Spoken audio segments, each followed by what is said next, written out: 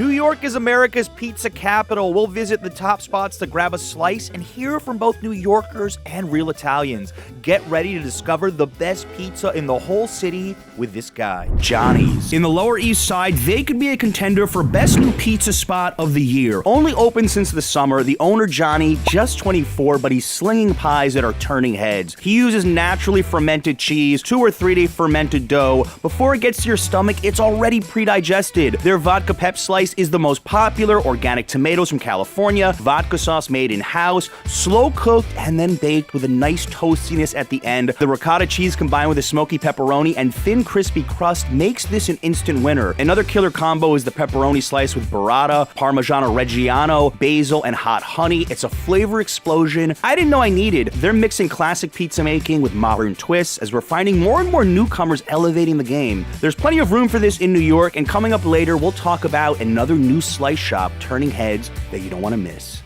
Luigi's. From the new school to the old school, if I could put a Brooklyn pizzeria into Webster's dictionary, this is what would pop up. Gio, the owner, is a community mainstay and always super friendly to every customer. It's been open since 1973, and he keeps his dad's legacy alive and well with some classic New York pies that are distinctly theirs. Rich Italian tomatoes with grande cheese. It's a nice balanced crust, and the sauce has just the right tanginess. While you can't go wrong with a plain, my personal favorite is the fresh mozzarella. It's a thing of beauty and one of the best tasting slices in the 5 boroughs. I live in the area, so this is the one spot in the video you might even find me chowing down monthly. This was a bit of a local Brooklyn pick for decades, but now Gio and Luigi's have been featured on Netflix in every form of social media possible, so if you see a line, it's worth the wait, and they're cash only.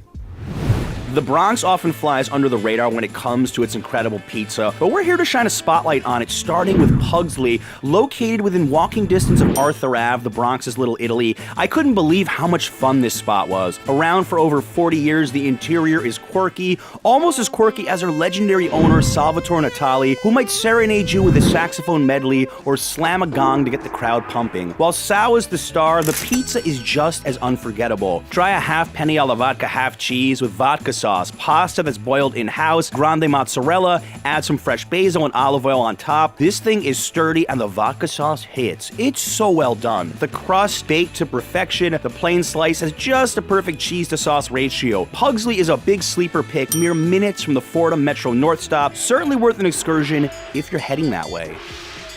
Bleecker Street Pizza. I'm not just mentioning this place because it was my all-time favorite spot when I lived in the Village, or that they put my photo on the wall even though I am completely non-deserving. I'm bringing it up because it's one of my viewers' all-time favorites. Yes, I hear time and time again and get tags of many of you enjoying their famous Nonna Maria slice. This hybrid New York Neapolitan pie, incredible. Fresh marinara, fresh mozzarella, and pounds of Parmigiano Reggiano cheese imported from Italy to create this joyful experience. It's saucy to the max if you're into a sweeter tasting pie with lots of flavors, and the Nonna Maria should be on your radar. And if you want the ultimate Greenwich Village pizza crawl, walk right around the corner to John's of Bleecker Street, which is sometimes confused with Bleecker Street Pizza, but they're very different experiences. John's only serves pies, and part of the charm is going inside to enjoy them in one of their old school booths. Whenever I had a big group and wanted a great pie in the Village, John's was always the top choice. Open since 1929, their century-old coal-fired oven is the real secret to their success, which creates a deep charred flavor and very chewy crust. The cheese is remarkable, the fresh basil adds a nice aroma, and just the whole experience is fantastic. Places like John's are a dying breed, and it's worth keeping on your radar even with all the new contenders in this video.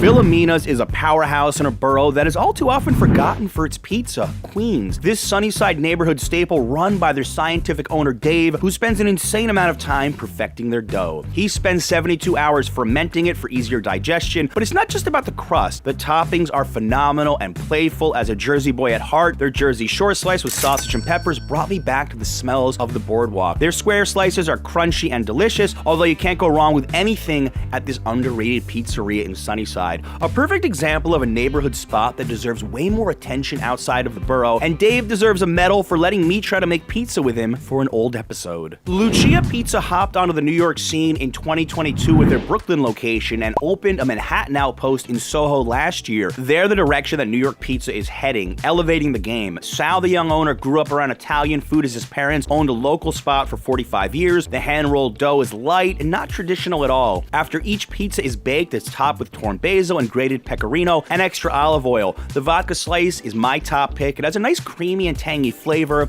It's crispy and it's delicious. We might be looking back at a spot like Lucia's in 10 or 20 years and talking about how they were some of the first waves of the new slice shop renaissance in New York.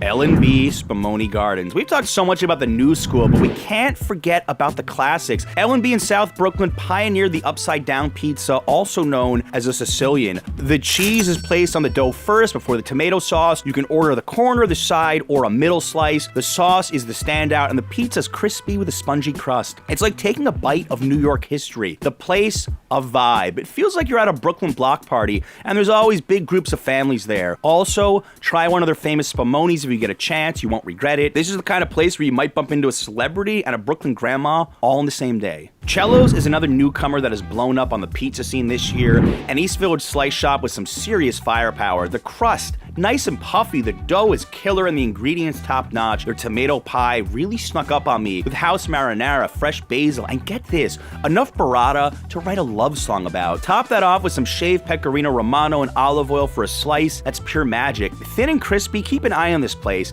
And my favorite slice was actually something I'd never think to put on pizza, jalapenos. That's right, their pepperoni with jalapenos was delicious, but combined with the shaved pecorino and a hot honey drizzle, had my mouth doing flavor notes that I was just not expecting. The head chef has experienced one of the top picks on the video, coming up in just a little bit. Tommy's Pizza in the Bronx is probably the least known spot on the video. Just look at the classic signage outside. Also, there's very few pizzerias in New York that have a lunch counter like this anymore. You feel like you're a regular the second you set foot inside, and their plain slice at $2.75 is an absolute steal. A light, airy, crispy crust that crackles when you fold it. The sauce, just slightly tangy and has a nice herbal flavor with the oregano. They don't have too many variations of slices. They do simple well. The place feels lost in time, and you'll get lost in the flavors when you stop in. Rosario's is the definition of a hidden gem in Astoria, Queens, a neighborhood more well known for their Greek food. From the outside, it looks like an Italian deli, but in the back, owner Rosario DeMarco is making pure magic. One of the only pizzerias in New York to make the pizza with fresh mozzarella made by Rosario himself, in-house tomato sauce that is so distinct, a blend of pecorino and grana cheese on top,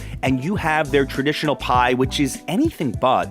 These are a work of art to see, a delight to smell, and a dream to eat. The perfect balance of cheese to sauce. You can also buy some imported Italian ingredients or a deli sandwich to go. This place is the ultimate New Yorker experience. See No Evil Pizza is located in the very last spot you'd ever think you'd find gourmet food, and that's inside a Midtown subway station. But don't let the exterior fool you, this spot is legit. Opened earlier this year, they've already been recognized by the Michelin Guide. A tiny space that doesn't even have gas in the ovens. They had to import a special electric oven from Italy, yet they prepped their dough for 3 days. Try the hell pie with hot sopressata, pepperoni, hot coppa ham, scamorza, pecorino, and Calabrian chili. The pepperoni, phenomenal. They don't mess around. This is an elevated Neapolitan style that will blow you away. They go all out with the quality ingredients. This is bordering on a fine dining experience. Their appetizers, fantastic. Toast with fresh sardines and pickled vegetables are just a few.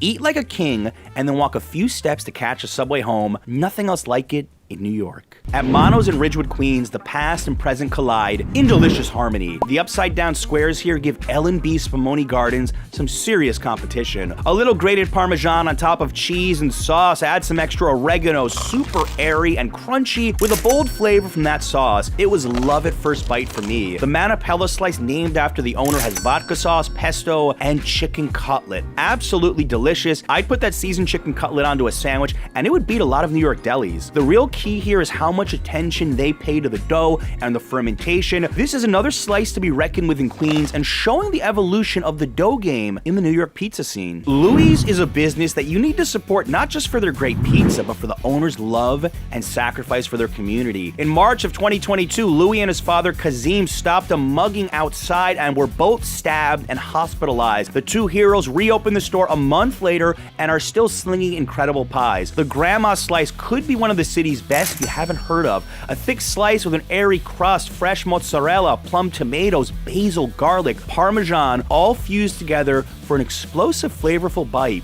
It's creamy, it's crunchy, it's delicious. The herbal flavors stand out. You can also enjoy a ribeye steak, pasta, and much more at a neighborhood establishment where the owners have poured their heart and soul into every detail. If you were to survey all the food writers, bloggers, and pizza enthusiasts in New York and ask them what is the best slice in New York City right now, the industry would probably be the winner. They use high-quality toppings imported from Italy, and their execution is second to none. Every slice is kissed with a touch of basil and parmesan. They may have started the burrata craze in New York, and that cold, creamy cheese combined with a warm mozzarella is so satisfying. The burrata slice is a must. The crust, nice and airy. Any of their pepperoni slices are also a requirement. This isn't your average Roni cup. Word is out on this Williamsburg pizzeria, so I would expect lines, but it's certainly worth the trip if you want to see a spot that is doing everything right and setting the standard for the city. New York is a pizza lover's dream come true, and there's many spots that don't get the attention they deserve. Today we're spotlighting pizzerias that need to be on your radar, and we'll tell you why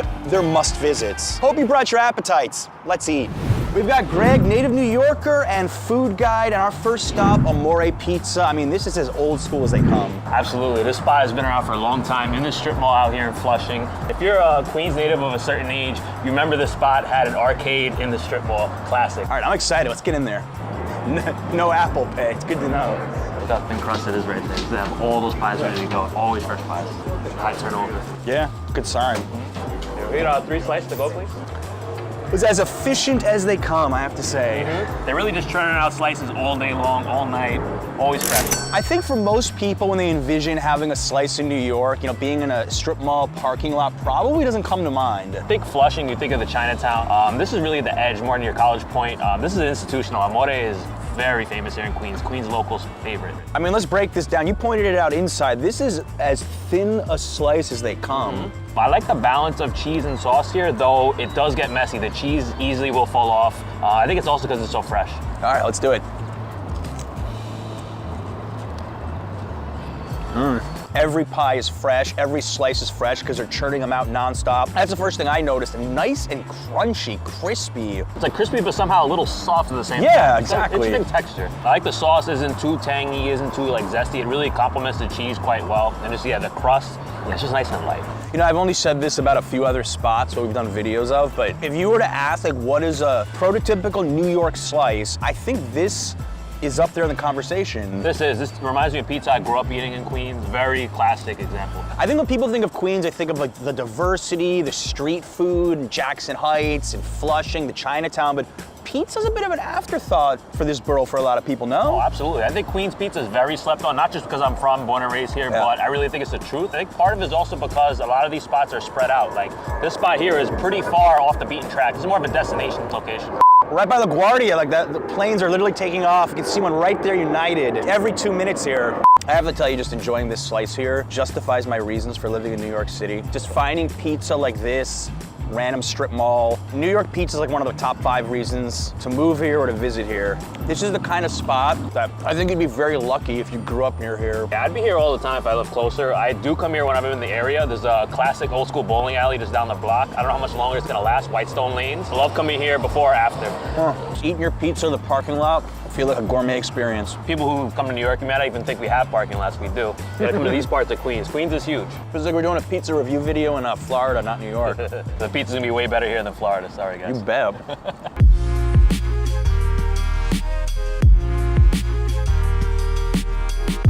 Greg, Louis is the kind of spot that you want to support because of who the owners are and what they mean to the community. Absolutely. They do so much for the community. They were here during COVID. Elmer's Hospital just down the block was really the epicenter of COVID here in New York City. They also had a very heroic act last year. One was being robbed outside the shop and they came and intervened and got stabbed in the process. Thankfully, are okay now, survived, but incredible, heroic. We haven't even got to the food yet. That's just who they are. All right, real New York heroes inside. Let's go. What's up, Lou? What's up, guys? How are you?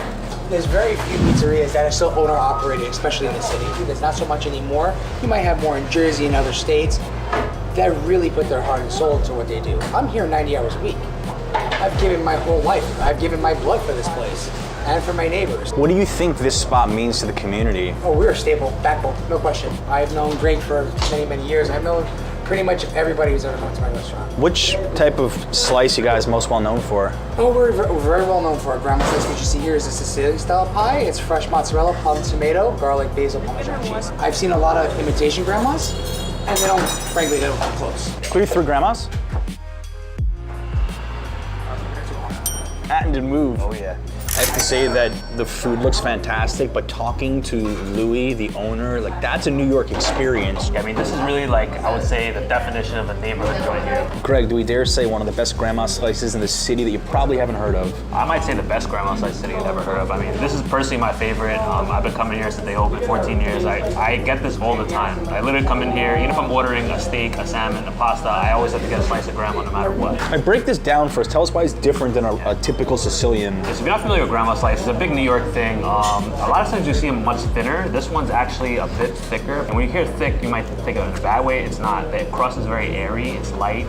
There's fresh mozzarella on top. There's plum tomatoes, basil, there's garlic, there's Parmesan. So all those flavors fused together. I gotta tell you, I've never seen a grandma slice that looked quite like this one. That's a compliment. Like I feel like a lot of care went into the presentation. It's so easy to hold. No folding required. Nope. If your typical New York slice isn't your thing, it's a good option. All right, let's rock.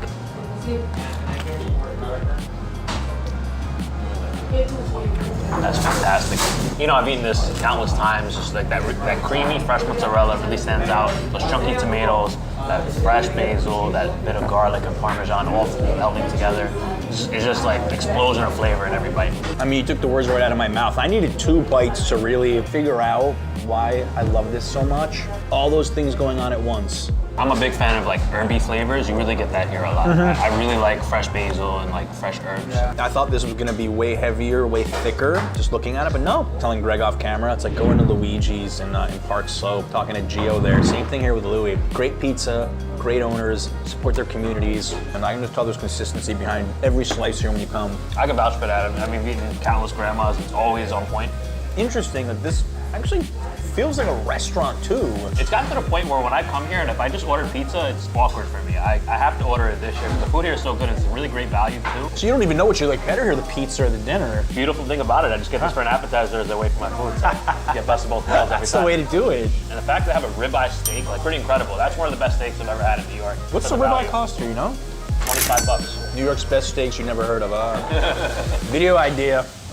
If you enjoy food adventures like this and you want Greg's local insights when you come to New York, check out Greg's food tour linked down below in the description. I have had many of you tell me it was the highlight of your trip to the city. Check it out. All right, Greg, from the old school to the new school, we've got Mono's Pizzeria, established 2021. Why is this on the video? This is really, I think, a fusion of like old school, like heritage, and but with new school, elevated ingredients and technique. Really big fan of the spot. I'm really curious. I've heard good things. Yeah. We get 2 upside downs and 2 manopellas. It's like Christmas came early with these colors. I'm very, very excited for this. We're at a fine dining Italian establishment outside. You don't usually see these kind of tablecloths on the street. I kind of like it. This place is so good the DoorDash delivery drivers will eat it first inside, then bring you your pie, okay? It's a good signal. Look at this colorful display. Tell everybody what we've got. Upside down square. So this one's got the cheese first, sauce on top, a little bit of grated Parmesan. Looks like some oregano as well. Very airy. That's really the first thing that jumps out at you is a very airy square slice. And then you got this is the manopella. It's actually named for the last name of the owner. Before we even get into the ingredients, just look how puffy this cornicione is on the edge. This one is vodka sauce, pesto, and chicken cutlet. You know, I don't usually do chicken pizza, but I'll make exception for this. People have never ordered this in the city before. L&B Spumoni Gardens, they ask you if you want a corner or a middle, right? I'm gonna do middle, actually. Okay, I'll take the corner. Let's give it a go. Try this.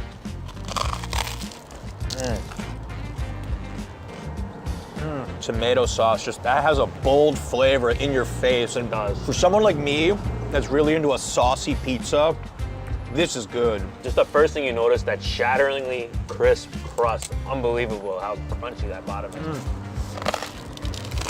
I've had L&B Spumoni Gardens before. Everyone says best upside down slice in the city. I'm gonna go with this.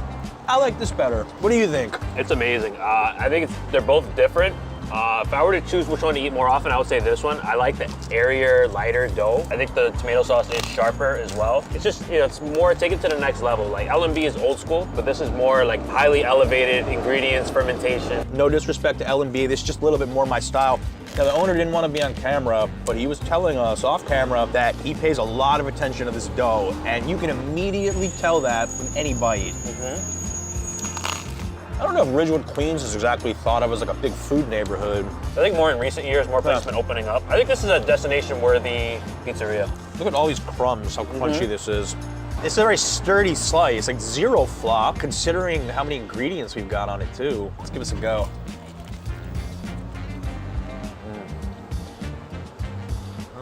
That pesto just balances everything out. Pesto and vodka sauce, nice combination here. I like how thick it is on top too. You know, sometimes it should be like a little bit of a drizzle. This is a really thick pesto. Yeah. But I'll even tell you that the chicken cutlet is well seasoned and marinated as well. It's not just an afterthought here. I think you could put a lot of these ingredients in a sandwich. It'll be fantastic too. Same wavelength there. Yeah. What can't you do with a good chicken cutlet? I bet you he would make great bread. Like, just how skilled he is at making this dough, I bet you he would make a great sandwich bread. The dough is so well made and fermented that you don't feel so heavy in your stomach. That's the thing about all these new school shops is that way. This has been one of my favorite slices of the day, I gotta tell you right here. You know what it reminds me of? Similar new school vibe, Lucia's Avenue X in Brooklyn. Old school inspiration, new school technique, and kind of elevated fermentation, dough ingredients. I agree with you there. Check that out in our Brooklyn Pizza Guide. Did a really good video last year, including Lucia's.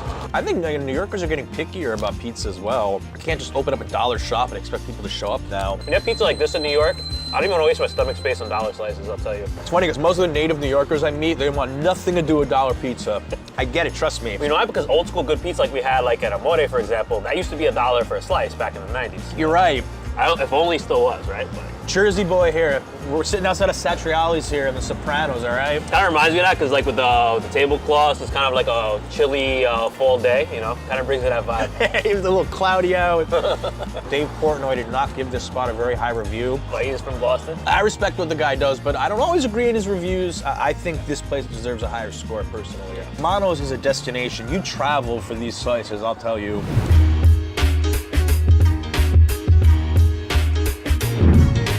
I gotta tell you from the outside, if I didn't see that pizza sign, I would not think so was a pizza shop. Very low key.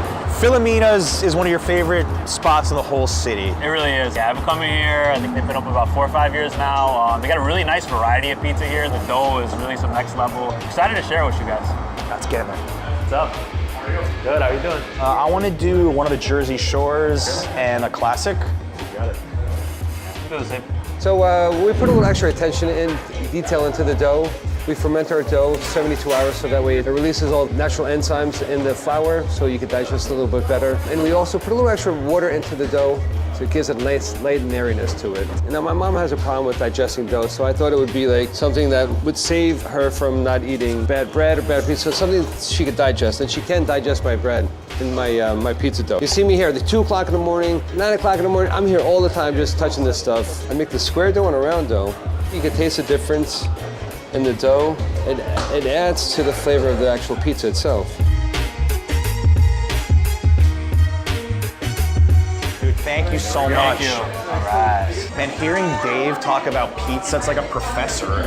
He really is so passionate about dough. Like when he says he's here at 2 a.m., he's here at 2 a.m. Jersey Shore square slice. I mean, Greg, this is basically like a sausage and pepper hero. Pizza form. On a pizza form, and this really light square dough. Topped it off a little grated Parmesan fresh. One of my favorite slices here to get. You know, the square is always a must order here, and I think this is my favorite of the squares. Besides the special vegan square that they don't have today. I've actually never seen a slice quite like this one before, so I'm excited. Let's try this.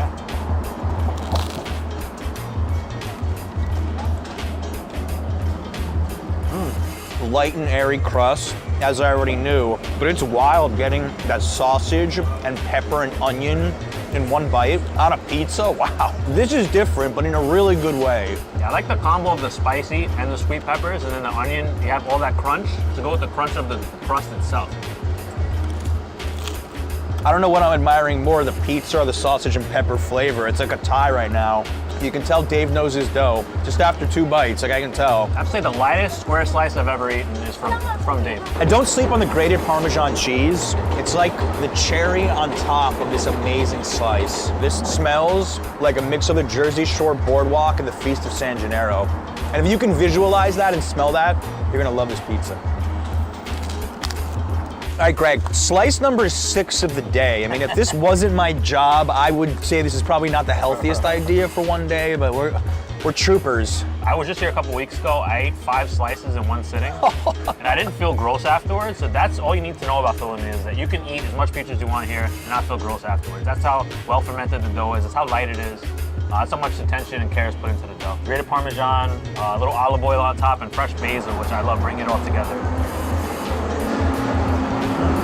You know, the cheese, tomato sauce, a little tangier flavor, I have to say, compared to some of the other spots we've been to, but I'm liking it. I think that grated Parmesan really comes in, adds that nice layer of umami to this, and a little bit of the olive oil, that fresh basil. And then the crust itself, actually with a pizza like this, I like to eat the edge kind of early on. A lot of love goes into these slices. Man, we've been saying that all day, but most of these spots anyway. It reminds me of like an old school slice growing up, but elevated. You have that more of the sourdough flavor. What do you think of Sunnyside in general as a food spot? I think Sunnyside's a pretty underrated food neighborhood. There's like quite a amount of diversity here. I mean, this is one of my favorite pizzerias in the whole city. There's a really cool Bolivian restaurant nearby. There's a Lebanese restaurant. There's Turkish. There's Romanian, Paraguayan restaurant over here. You have a lot around here. That's a great thing about coming to Queens on a food tour. Yeah, you can find like amazing pizza, which it doesn't get enough credit for, but then Latin America and Asia got you covered on all fronts. Pizza European, you name it. Like, I'm not a vegan, but I come here just for that slice. Yeah. You want to say anything on our video? You want to say hi? Actually, I was in the bar stool once. This guy is like the quintessential pizza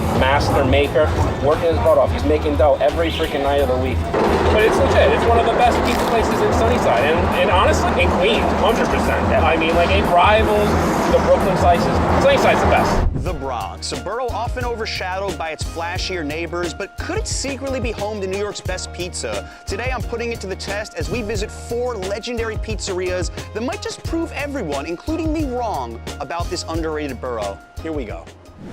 Our co-host for today is Greg, our resident food guide and native New Yorker. And one thing that all of these pizza spots have in common today is their neighborhood staples. And Pugsley has been around for over 40 years. This is one of the coolest pizzerias I've ever been to in my life, but it's very old school to the core. Really excited to show you guys this spot. Let's check this out. All right, now this place definitely a vibe. I've never seen a funkier place in my life. This is so cool. You have the graffiti on the walls, you got booths here, the wooden booths, all types of stuff. It's like hanging out with someone's basement. It's actually perfect for the Fordham crowd. Fordham University is one of the main consumers of this pizza. It feels like an amazing place to have your favorite college slice. My name is Salvatore Natale. How did this business come to be? Tell us the story. What I said, I want to open a place for college. Then I was looking for a store around here, and when I saw this was a junkyard. Originally, this was a horse stable. You know, I had a vision, college here, hang out, pizza, music. I'm a little bit of a musician. I play saxophone. What year did this open? 1985. 1985, okay. 1985. Oh, it's right there. It's right here. We all about love, not a bullshit love. Okay? I feel you. You guys have been here almost 40 years now. Yeah. What makes your pizza different than other places? You want to know the truth? Sure. We don't know what the hell we're doing. We learned from this family. It taught us, first of all, quality. Then prepare the things with love. People say, you instead of this, you can get this, you save the money. I said, no. Quality, making people number one. As far as the pizza, what are the best sellers? Peter, what do you think is the best seller? Regular and penny on the vodka. You got me relaxed. This is my break time. I got something for you. I'm serenade these 3 gentlemen. Ready, all right.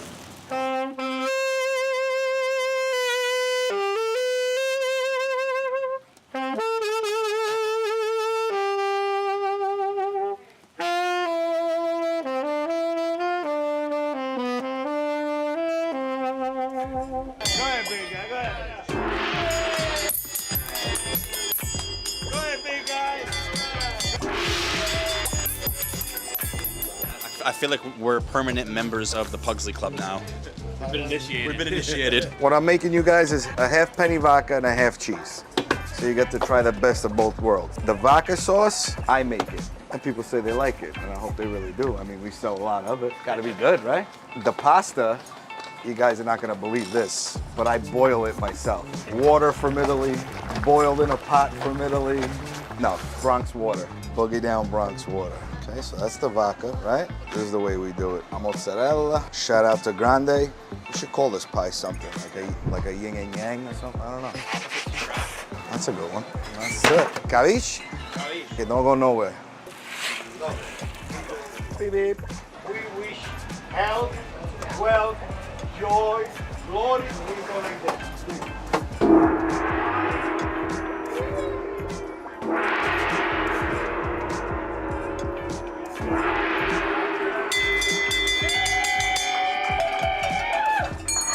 Greg, I don't know what we just went through. It felt like some kind of a ritual, but I want to go through that every day. And I feel like I've been initiated into some sort of like pizza secret society here in the Bronx. It's just fantastic. What already impresses me about this penne alla vodka is how sturdy it is. Like, you'd think maybe it would kind of topple over. Look at this thing, it's holding up. Have you had many penne slices in your life?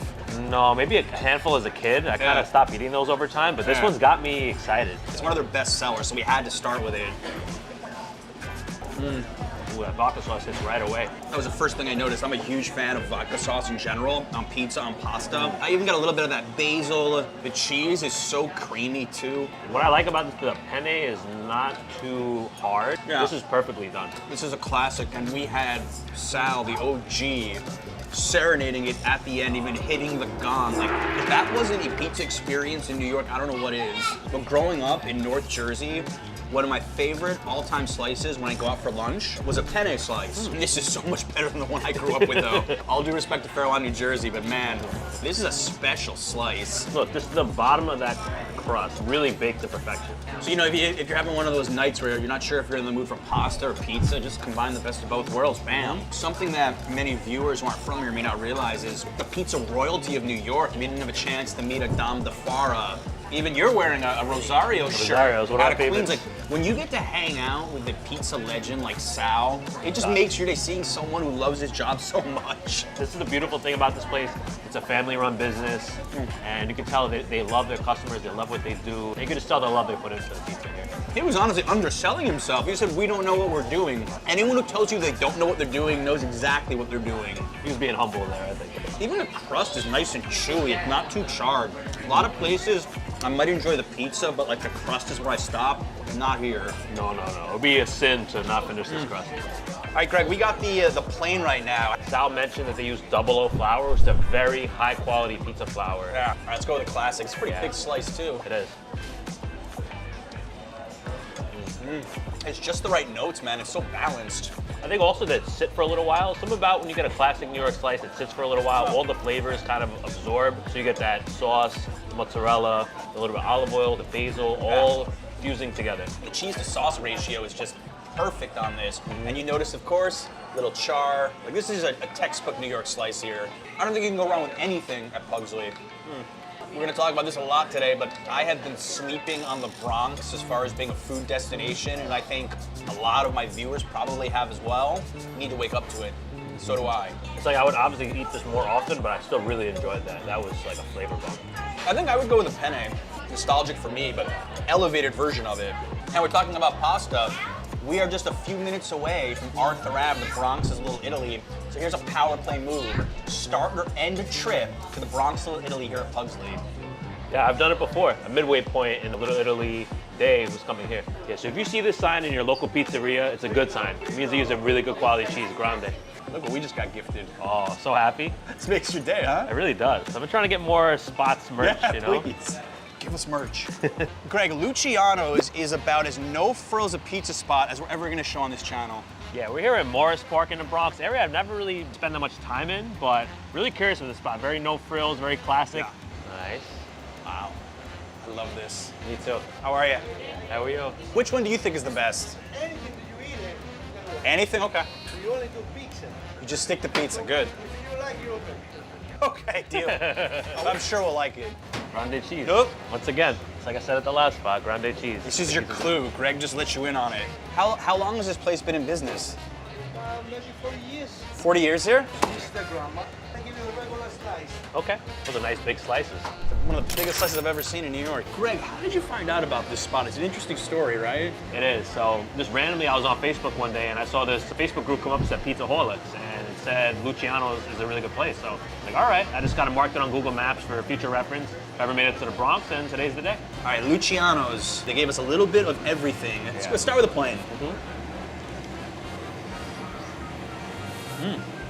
Not too tangy, not too sweet, just right. It's another one of those very nostalgic type slices for me. The dough has a certain flavor to it. It's not like overly charred, but it's got a nice flavor, a nice mix of sauce and cheese. This is the kind of spot I would imagine if I grew up around here, I'd be coming for lunch all the time when I was a kid. This just gives off such neighborhood vibes, like the Yankee stuff on the wall and pictures of the customers. And we cover so many places in Manhattan, even in Brooklyn, that it's all about Instagrammable this, Instagrammable that. What can I put on my pizza? Here, they know what they do well.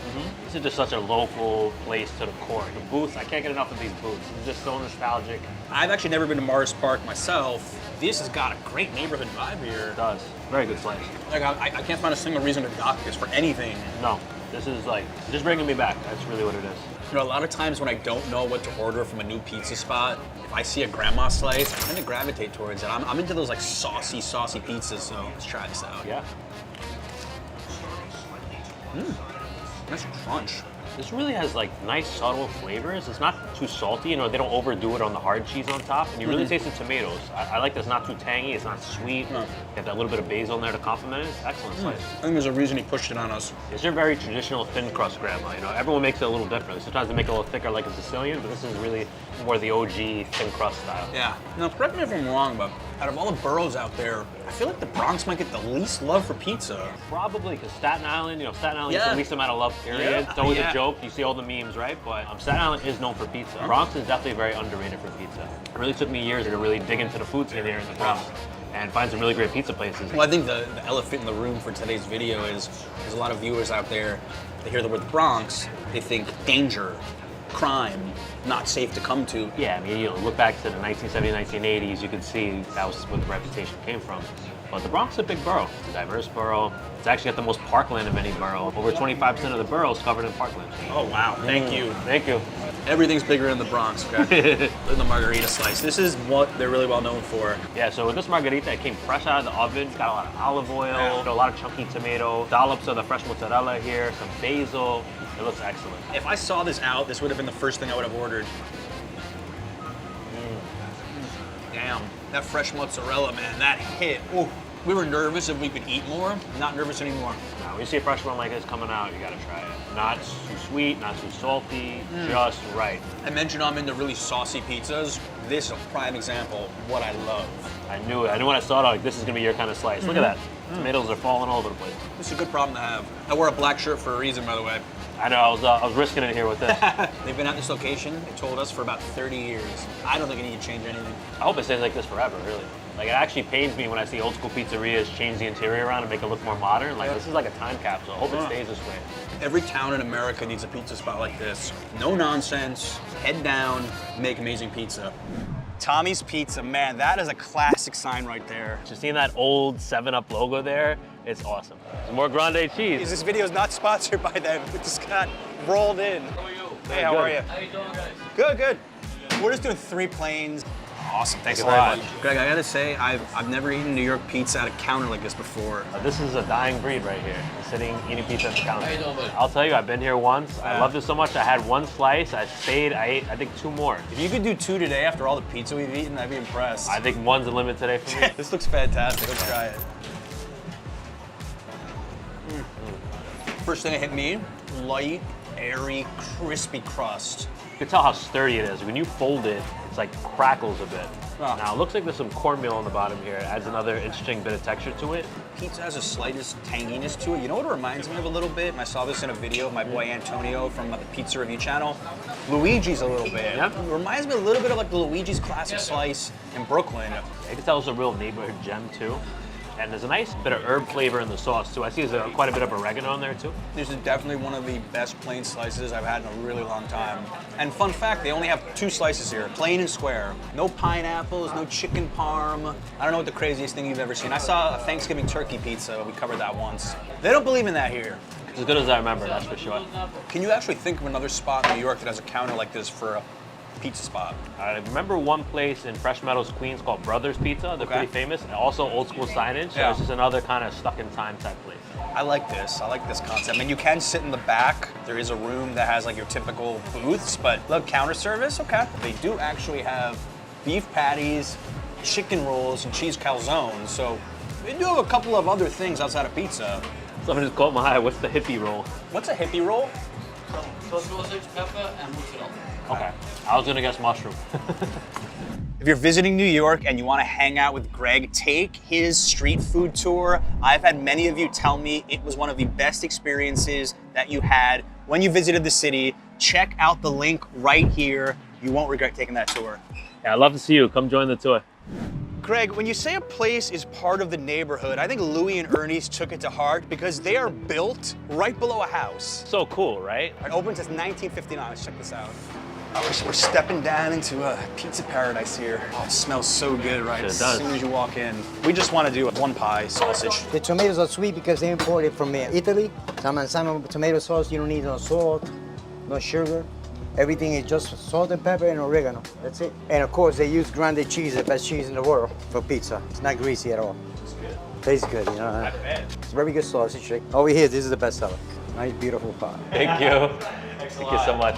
That is the most amount of sausage I've ever seen on a pizza. They were saying that the owner gets 25 pounds in the morning, 25 pounds in the evening, and he still sells out. This is their signature right here. This is, this is actually the one pizzeria I've been to several times before, coming up from Queens just to come and eat this. Piping hot here. Look at that.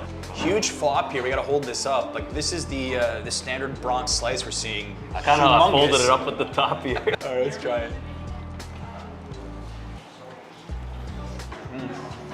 Nice and crispy, and I got a little bit of that sausage on the first bite. Got a good kick to it. Sausage is fantastic. That's the first thing that jumped out right away. They were telling us to use the San Marzano tomatoes. Different than the California tomatoes a lot of pizzerias use. Has a slightly sweet flavor, which I really, really like. It's like more what you would see on a Neapolitan pizza. Yeah, I think that does counteract the really like peppery fennel kick in the sausage. It complements it quite well. Pizza's well done, man. I don't usually do this, but take a little bite from the edge here. All right, let me try. Nice and crispy.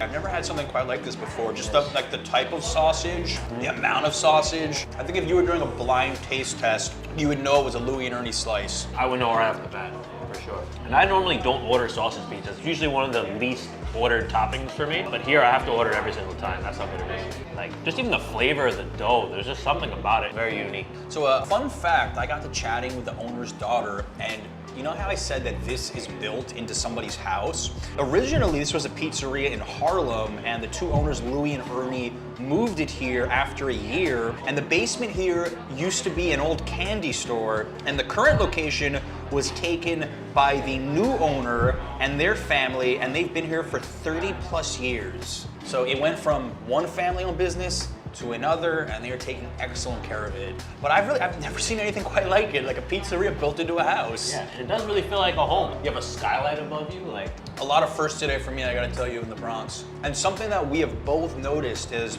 these are all neighborhood staples, and all the employees are so friendly. You get that New York stereotype of like gruff. Not here. Cool people up here in the Bronx, that's for sure. People don't have to put up a front here, they just keep it real. You would think by spot number 4 that we'd be over it, but no.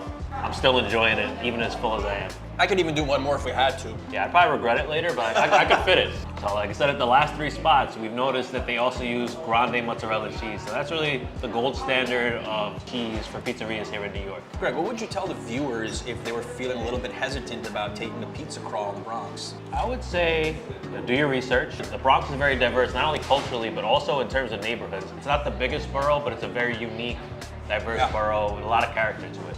And if you don't know where to go, just come to all the spots in this video. You will not regret it. Yes. In the world of hidden eats, there is a legend of a pizza spot tucked away inside of a subway station, but does it actually exist? We're about to find out.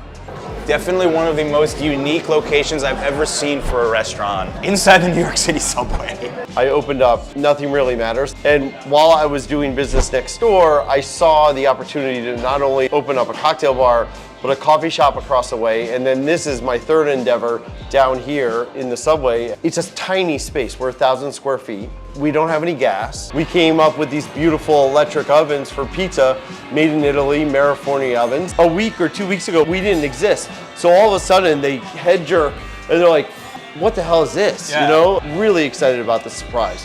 And because not only that, we can deliver. And I hate to say it, a lot of places can't deliver. So. Unintended. This is the hell pie. It's the pepperoni. Ooh, it looks good.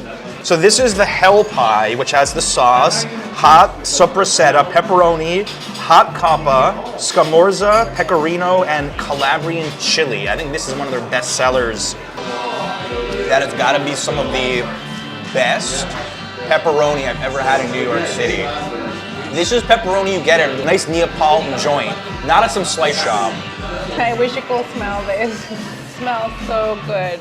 So the mean streets, we have the sauce, peppers and onions, scamorza cheese, cacioavella cheese, and fennel sausage. A lot of flavors going on with the mean streets. The peppers and onions combining with a little spicy sausage, 2 different Italian cheeses. It's one of the best pizzas I ever tried. Like, it's so delicious. And the quality of the ingredients, like, you really taste it. And they're not just known for their pizza here, their appetizers are fantastic as well. We've got some beets. We have the toast that has fresh sardines. Try pickled vegetables. Oh my God. I'm gonna keep everything for me. Adrian, the owner, is saying how they prep the dough 3 days in advance. And these are the types of things you want to hear from a New York City pizza owner. That kind of level of prep and attention to detail. And I can hear the subway in the distance. This place is kind of a vibe, I'm not gonna lie. You forget where you are, right? Oh yeah, definitely. I forgot for a second. If the one train was in 20 seconds, you could catch it. We are that close to the turnstiles right now. Definitely one of the more unique places I've ever been to in New York, and you better visit before they're super packed, because I think word is gonna spread about this. And nice about this style of pizza place too, you know, your pizza's made in about 20 minutes. You can come and go quick. You don't have to spend hours here if you don't want to. You can catch that one train. This is Dave Acacella of Filomena's in Sunnyside, Queens. Today, I'll be spending the day with him to find out what it's really like behind the scenes making New York's most iconic dish. Dave, I'm normally the one eating the pizza, but what's it like owning a pizza shop in New York City where being a pizza snob is basically ingrained at birth? When I decided to open up a pizza shop, I had to make sure it was an awesome pie. So I really spent a lot of time on making a really good dough. It's something that was really special. And what it's like, I get to eat pizza every day. It's a pretty cool job. Yeah, I'll Very take cool it. job. So this is my great uncle, Nicola, and that's my grandmother. He brought her over. He had 3 restaurants. He was very successful. There was a tradition that's been carried down through generation to generation. And I still have my great grandmother's rolling pin. And it was actually my great grandfather's rolling pin, probably circa 1900, 1901. And this was brought from Italy to Elizabeth, New Jersey, where my great grandmother lived, and given to my mother, and now I have it. So this is like passing the torch. So my ovens, I have electric Mariforni ovens, and they're great because I could do my square pies and my round pies in there. Now my square pies, when they come out, they look like this. They're beautiful, have a light, airy crispness to it. All right, John, let me show you how to make a pizza. Okay. You ready? I'm ready. Apron, because you got a black shirt on. You gotta get flour all over yourself, and the Filomena set. So you want me to actually make it with you? Yes, you All can right. do this. If you insist, I'll do it. You can do it. If you insist. I was born for this job. Let me see. I do okay? You look great. It'll be good, don't worry. I had a viewer tell me once that I looked like a guy who just works at a pizza shop. I look like an everyday New Yorker. I see it. Should we do Jersey Shore, because they're both from Jersey originally? Hey, there you go. Let's do that. All right. Jersey All right. Shore. How many hours a day do you actually spend in this shop making pizza, making dough? So I get here around like 10 o'clock, prep up, make the dough, service time, then afterwards I do all the pre-fermentations, and then I cut up my square dough. I only open up for dinner at the moment. Soon we're gonna be opening for lunch as well. So I'm usually here for at least 16 hours a day sometimes. How long does the dough take to ferment? Usually 3 days is a nice time. The square dough, I like to have it right around 3 days. So that way you can release the natural enzymes and you can digest the dough itself. Like we're about to go do some surgery here. Ready to make some pizza? I still haven't touched anything. I'm extremely clumsy. I lack common sense, and I can't cook. But you're getting me excited. I have some hope. You could do this. I got the look. What can you say? New York style pizza is around 60%, so this is a little bit more lucid. It's not as firm. So the whole pie starts out this small. Yeah, so now we're gonna slowly stretch it out. Well, this is a personal pie. This is a 12-inch personal Oh, this is 12-inch, okay. Top portion, this is smooth side. So now the bottom is facing upwards. This is the coarse side. So we're gonna compress and move up. Stay within press so that way you can define it. So you're gonna stay within the middle. Okay, that's fine. So now what you're gonna do is kind of move it around again. But again, just watch what I do. It's kind of like sculpting. It's like art. Yeah, exactly. I used to play with clay when I was a kid, so. Oh, you're a natural. Now here comes the fun. We can do Neapolitan style, but one way I like to do it, kind of just using our knuckles and kind of stretching it out little by little, a full rotation of the dough. So we're gonna go with right where the crust is and just kind of move it around just a little. Start moving around. Yeah, there you go, but you want to move from. Okay, we're gonna put it down. He made this look so much easier. Sorry, my dough happens to be very fragile, so that's where we're gonna have something like this happen. Yeah, I'm sure that's the reason. Hey, here we go. It's back. So it's like here. You can just kind of go from under. Underneath. But you want to go. What do I do with the thumbs? You're too inside the dough, so that's why it's kind of ripping. But that's okay. I got a lot of dough. Don't worry about it. We're gonna get it out. We're gonna get the dough, stretch it out, right? Do like a little patty cake. So you just want to find the edge of the crust and kind of go back and forth. It's like a wet towel. You've clearly done this a few more times than me. I was into claymation, Yeah. so I'd like make my own like little sets and stuff. And sets and stuff like that. Yeah. I have another one, just in case. No offense. If it was a miracle that I could figure this out. How many pies do you think you've made in your life? A lot. Man, good question. But, Hundreds of thousands. Hundreds of thousands, yeah. I'm sure I can that's tell. up there. Yeah. Because we're gonna use gravity kind of like stretch it out for us. So I'll show you what I mean. We're gonna go like this. See, I'm on the edge and back down. This? Yeah. And back down? And keep on doing that a few times and it'll open right back up. There you go. Okay. Hey. I got it. If my More. wife could see me now, I don't think I've cooked anything for like 4 or 5 years. So now we're just gonna top it off. So on this one, it's gonna be sausage, pepper, and onions. Spoiler, I've had this pizza here before in another video, and I said that Dave knocked it out of the park with the smell. It smells like the boardwalk. Minus the hairspray, the Aquanet. Minus the hairspray and Red Bulls. That's right, go in the middle and just kind of push out the sauce. And now you just kind of go clockwise. This I like, this I can handle. Finally found something I'm good at. Use Stanislaw tomatoes, which I absolutely love. Jersey Shore, it's sausage, pepper, and onions. So green peppers. 5 or 6? So you need to envision the different slices here. Right, exactly. Jamaican Red Hots, which I like. They're a little they have a nice kick. How old were you when you made your first pizza pie? Oh wow, I was a kid. I used to make pizza with my mom all the time, and we used to make the square pies. So it was a thinner crust. And it was also very easy. Some cheese, and we're gonna top it off. I used to make all these really fun pies. As a matter of fact, I still make those pies today. She used to make potato pizza. Yeah. I wish I was making pizza as a kid. You know, it's a different world. I used to spend time with my mom in the kitchen when I was younger, and that's how I really learned pizza, but just kind of understand each dish. Because once I started working in the restaurant industry, it was something like, oh, I know all these dishes. All right, how long do we cook for? 4 minutes. And how long does this normally take you? Because this felt like it took me forever. It should take like a minute. This is the smell when you walk into the pizzeria. Okay, you want to take this out? Why don't you go first, show me how it's done, and I'll try it. Now you're talking. All right, under the middle and pull it out? Yep. I think I got it. Wow, it's like a baby here. I don't want to drop this. Oh, man. Perfect. Perfect, I'm a natural. Nice. That was the easiest thing we've done all day, I think. Get down and dirty. I got a little crooked there. This is the most effort I've ever put into a food video before. I'm always consuming, not creating food. It's the other way. That part. Yeah, now you're good. Yes. Okay. Yeah, this is actually the funnest part of the job. I just do this all day. I used to work at a restaurant called Da Silvano, and we had outdoor seating on 6th Avenue between Bleecker and House, and my favorite job was putting the cheese where the wind was coming from, and you had to like do it on an angle and it would just go right into the plate. Look at all that Parmesan though, wow. Woohoo! This is a real Jersey slice. Some could argue you have the best job in the world. Just eat pizza all day. I was trying to get people to come in for as employees, and I had something posted on Craigslist, eat pizza all day and get paid. How many applicants did you get? 3. Only 3? Only 3. I would have thought at least like 5 or 6. I read an interesting quote from an article. Would you cut school to go to Joe's Pizza? Who told you that? I have sources. Joe's was always that go-to slice. Not Ray's, it was Joe's. Growing up in Jersey though, we don't lack in good pizza or good bagels. I never felt a need to rush to the city. At the local pizzeria, Alfonso's was always a go-to place. And that's one thing I love about pizza, because it's always about having a good time. I was fortunate enough to work at a restaurant called Da Silvano.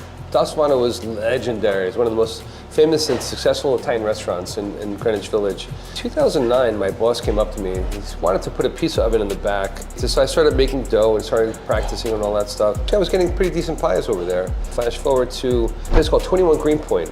Homer Murray owned the restaurant. It's still there. It's a really awesome place. But it wasn't until Gino Sorbillo came into town. And Gino Sorbillo is like this master pizza maker from Naples, Italy. And I was like, I have to work for him. They called me up and said, nah, that's okay, we don't need you. You know, don't bother coming. But I showed up anyway, because I knew they needed me. So I just kind of hung out in the front for like a half hour, 40 minutes, until I heard, Davide, come on, I know, I'm sorry, come on in, because I knew they needed an extra hand. I was always passionate about making pizza, but it wasn't until I worked with these guys I truly had the passion to make pizza. Your dough is so light and airy that I'm almost done with my first slice. I don't feel full at all. A lot of New York pizza spots, you get that kind of sinking feeling in your stomach after 2 or 3 slices, but not here. But I also fermented dough, which gives it a nicer flavor, and enzymes to kind of break apart into the dough so that we could digest it. If you're celiac, you're out of luck, I'm sorry. But my mother's able to eat my pizza, and she has a gluten allergy. How did Filomena's come to be? This is the name of one of your daughters? Yes. So I was looking around 2015, 2016, and I found this place. Yeah, I always wanted to open up close to house. And how long has Filomena's been here now? It's over 5 years. Do you think Queens deserves more respect for pizza? Yeah, sure. There's Mono's, there's a lot of great pizzerias out there, and I'm fortunate to be in that circle of pizza makers that kind of elevated the passion for pizza in Queens. Spicy sausage just hits different. Yeah. It really is like walking on the Jersey Shore boardwalk. I mean, you named this pizza perfectly, I have to say. Greatest compliment anyone has ever served you here. Italian family, they came in during the pandemic, and right in the court towards the tail end when letting people back into the city and stuff like that. They just said they loved my pizza. Neapolitan or Italian style pizza is so much different from New York style. They really appreciated the effort. Just a margarita square with a drizzle of olive oil and basil. And rain. And rain. Hey, how you doing? Nice to see you. If you sat out here, how many people you think would say hi in the next hour? A few. If we have to talk about your signature slices, I think your square is probably near the top of the list, right? Yeah, absolutely. It's light and airy. It's got a nice crunch on the bottom. So let's see if have a quiet moment you can hear the crunch.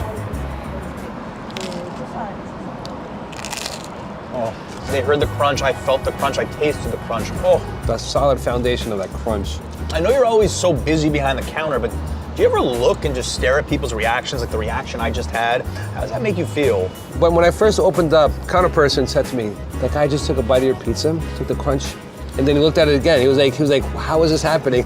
This is amazing. What's going on? This is an optical illusion, on? Yeah. We've had so much fun inside, and it looks like a really fun job. You get to eat pizza for a living, but there might be people watching who have a dream of opening up a pizza shop. What are some of the harder things about it, what you might not notice on the surface? The biggest issue is help, getting a good staff in. For years I had such a big problem getting the right people in here.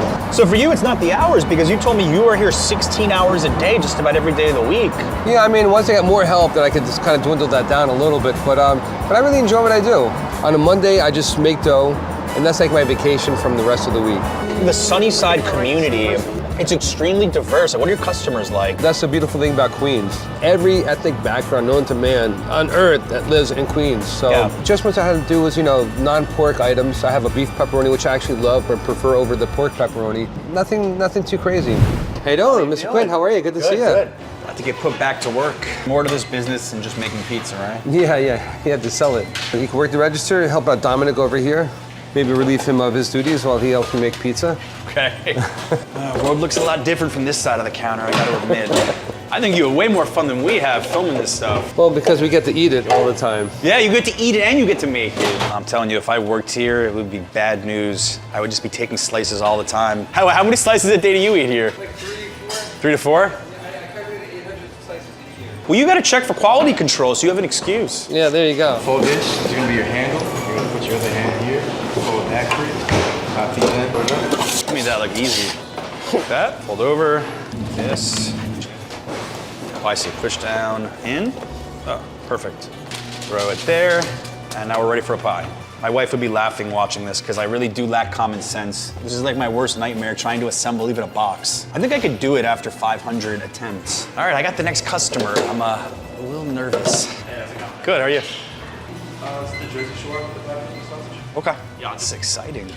Got my first customer. How much cash? Oh, yeah, I love you guys. He gives you, and then it'll tell you how much to give back. Change $14.50, all right. I've never worked a cash register in my life, you know, true story. This is pretty surreal, actually. Here you go. Cool, thanks. You're welcome. You want a receipt? Right hand. Yeah. Imagine as if you're just holding it. I mean, like, good? Just like well. And just walk it out? All right, let's serve it. I may quit YouTube. I may quit YouTube for this. There you go. Thanks, man. Enjoy. I work here. Well, good afternoon, good evening, good morning, everyone, wherever you are. Hi, I see Rob, how are you? Stay out of the way. Good to see you. My name is Don, Incredible Pizza Guy. Welcome to Filming This Side Queens. Let me reverse the camera. You just started your TikTok live stream where, you know, I do a lot of YouTube stuff, but you are a TikTok star for your pizza making videos. How on earth did you get into that? Man, I'm still trying to figure it out. But I developed the name Da Incredible Pizza Guy. Let me get a sticker. Da Incredible Pizza Guy. Don't ask me how I came up with the name. I did it because of the fact that I wanted to monitor my kids on TikTok. See this girl who sang across the street. I saw she was live, so I was like getting into it. I was like, and then I heard this guy, and we're gonna go to Jackson Heights, maybe get some tacos or get a burger somewhere. So, and it turned out to be Kenny. Kenny, yeah. And after that, he tried my pizza. And after that, I couldn't get rid of him after that. It works here. I started getting into the live streaming, and that was a lot of fun. So I've been live streaming for like 1.5 years now. All these people over there, how you doing? I'll break that 1 second. How is that actually transferred into business? Do you ever have people walking off the street and they say, hey, I'm watching your stream right now? Like, so we have tourists from, in Times Square that figured out how to get here from Times Square. Wow. But you are the source of the videos now. You are the host. You're the show. How important do you think that is going forward for businesses in the 2020s? Queens is not a designated pizza town. It was, I had no other choice, but I have a lot of fun making all these videos because I've been in New York for 26 years now. I worked as a video editor. Yeah, I mean, TikTok is where it's at these days. How many pizzas do you serve in a given day? So I like to keep the slices, the display filled with pizza, but I usually like to have at least 14 pies in the window. I make like 100, 120 pies on the weekends each night. I think I'm gonna leave this to the professionals. I have a newfound respect and admiration for the hard work these guys do. The fact that they're on their feet all day, putting this much effort in to the pizza and dealing with customers and dealing with money, not for the faint of heart. New York City, home to 1,600 pizzerias, and while everybody has their favorite, few really mention bad spots. Today we'll be visiting New York's best and worst rated pizza place to see what the extremes are really like. We are not going to name the worst rated pizza spot. We're going to try to hide its identity. This way we can be as honest as possible. Our worst rated spot has a lowly 2 stars on Yelp, with a majority of people giving it only 1 star. These reviews are pretty brutal. Brace yourselves. Truly a horrid experience. The second we walked in, the entire staff was so miserable that it took literally 20 minutes for them to even put our 2 slices in the oven to warm. This place is a tourist trap. It looks nice visually and has a bunch of nice seating options, but the pizza doesn't taste good and everything is incredibly overpriced. This is the best one. Anytime you want to pay $9 for a single slice of average pizza and watered down Coke, this is your place. Leave this place to the door so they can go home and talk about how expensive it is in New York, except that you pay here twice. Once with cold hard cash, then again with a little bit of your soul. We're going in, folks. Can I get 1 cheese, 1 pepperoni, and 1 buffalo chicken. I brought along some backup. We got Sifat, Action Kid, fellow YouTubers. Are you guys afraid to try the pizza? I hope after today I will not hate pizza in New York. I think it smells pretty bad. Yeah, it smells pretty bad. It smells rotten. Oh, it's too oily and it seems very greasy. Look at this oil. It's not healthy at all. This slice costs $5. This is one of the most expensive slices of pizza I've ever bought in New York City. After DeFara, this Midtown location may be the second most expensive. These are $6 each, and I thought $5 a lot, but add a little bit of pepperoni, it's $1 more. My expectations are so low. I mean, what hit me first was the smell. I already said it smells rotten. How does it how look? oily it is. I just barely picked it up. My hands are full of oil, like on the tips. Did the reviewers have a point? Let's take our first bite together. You ready? All right, let me try folding it. If it will fold nicely, I'll give it that. All right, it's holding up a little. Toast. Toast. Okay. Cheers. Cheers.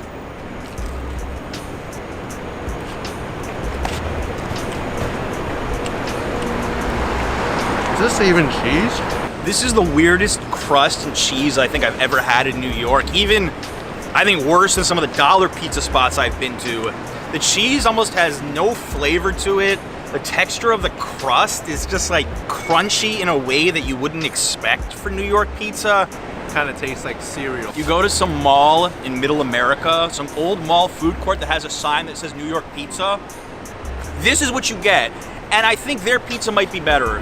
You know how they say Domino's is pretty bad? It tastes like the cardboard box? Well, it tastes like the cardboard box plus rotten cheese. And I don't know, this pepperoni is like overcooked. It seems stale. I mean, just look at it. If I hold it like this, it's falling apart. That's a pretty tough act to follow. You've got to be shaking in your boots right now. Let me give a bite, a small bite of this pizza. That was a baby bite. You didn't want anything to do with this. The only thing I like here is that white sauce. That's it. The chicken, as I said, it's not that well cooked and it's a bit dry. Crust, I mean, look at this. It's literally burned right here. It's too hard. How could people can eat this? It's not recommended at all. My crust was undercooked. Yours is burnt. Overcooked. Yeah. Where's the consistency? It's already burned. Here? There is no consistency of There's this. no consistency. This is how much we actually ate. I got almost half. Sifat, 1 bite. Action Kid, 2 or 3 bites. $1.50. These little waters. Perhaps this is the biggest ripoff of them all. Do you think dollar pizza is better than this? Definitely. I got a place.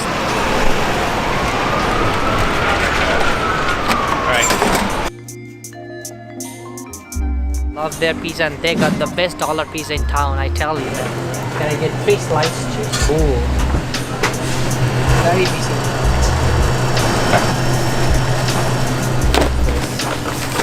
You can get a whole pie of this for $8 and 1 pepperoni at the worst rated place, $6. Let's look at the economics there. $1 and a dream. You know what, for $1, it's totally worth it. Absolutely worth it. You know, is it the best slice in New York? No. They paid $10 for this over the last place. I think the dollar pizza places are gonna go away. And the only way they can survive is if they're good and they're busy like this.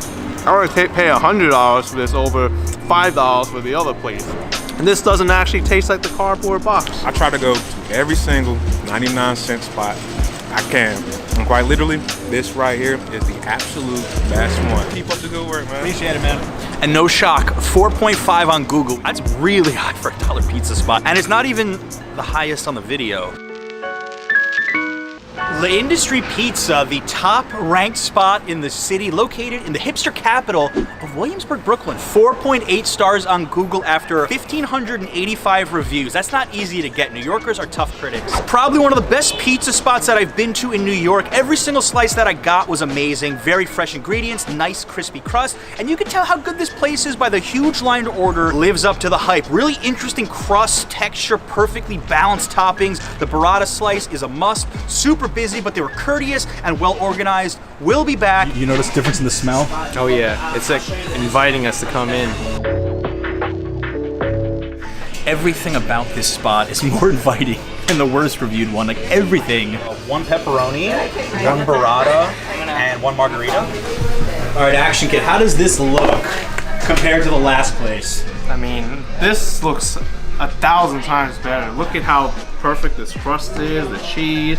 You even have basil on here, which is not present on the other one at all. They're Italian owned, so they've been described as this perfect hybrid of New York meets Italy. How's your pepperoni looking? It's a different style of pepperoni than what you normally see on pizza. Usually it's the flat type, but this one's like the cups. But I've been seeing this pop up more and more lately. This burrata is cheaper than the $6 pepperoni at the last spot, okay? Burrata cheese, fresh basil, some grated, I think, mozzarella on top. Their dough looked so fresh. I don't know if tasting that atrocious pizza at the first stop makes anything taste really good right now, but the industry is on point, always on point, especially with the burrata cheese. Have no words for this pizza. I mean, it's really that good. Perfect level of cheese and tomato. Pepperoni is really, really good. Excellent. My friend Antonio always says, looking for the little air bubbles here. You know they know what they're doing. I feel like I've been out of New York City for 5 years. After the first spot, this is my first real slice back. I mean, where was this pizza all my life? See all this fresh olive oil, they just drizzle here.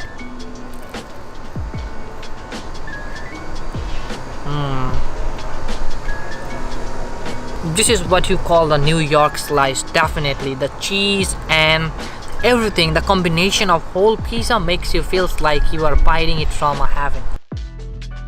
It's absolutely amazing to see the top and the bottom of the New York pizza review game.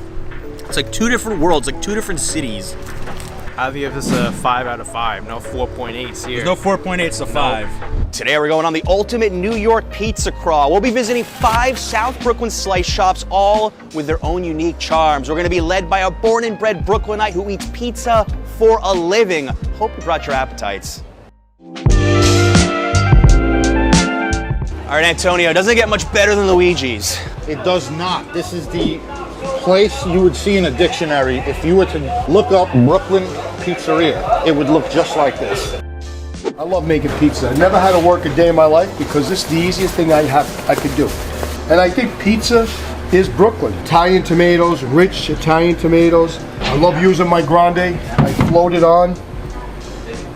Makes for a beautiful, incredible pie. Some olive oil, the magic of pizza. Good olive oil. 50 years of doing this. There isn't a pie that comes out of this oven that I don't look at and say, wow, I want a slice of that pie. Look at this reward we've got. Look at this. You know, the last time I was here, I kid you not, a guy walked in and he said, I'm bringing this box to Buffalo, New York, which is like 8 hours away from my daughter. Yeah, Luigi's, as of late, has become internationally known. This pizza is made the old school way with love. They don't cut corners here. The owner's there all the time, and that's special. That counts for something, guys. Gio is saying how he inspects like every single pie that goes in that oven. He is a man who is serious. And look, I know in your review video you said it, almost no flop here. It's just a sturdy slice. And you know what I look for in a pizza is a nice balanced crust. You want it crunchy, but you don't want it like a breadstick. Let's take a bite. Oh my. I just love the flavor of this pizza, man. The cheese, the tomatoes, everything is fresh, really thin as well. This is not your standard plain slice in New York. It's unique. Absolutely. Thinner than the typical New York slice. It's really thin. It's a lot thinner than Joe's, in my opinion. Unlike other places, everybody raves about New Haven pizza. Folks, New York is where it's at. You're not gonna find tourists here. The people that are walking in here, a lot of them live in the neighborhood. These are local places. That's what I love best about doing a South Brooklyn tour. This is the heart of Bensonhurst, right? Where I grew up, man, it was just, everything is a stone's throw away. We didn't have Amazon back then, we didn't need it. You wanna buy sneakers, you wanna buy clothes, whatever it was, there's a place out on a Bensonhurst street. It's changing, huh? We didn't have Chipotle back then. Antonio's in the zone right here because you grew up at this spot. I feel like I'm home. Oh, the sight of that Sicilian. You gotta have the right knuckles to make the pizza. If you don't got the right knuckles, you can't make the pizza. I'm just admiring this right here. Getting real.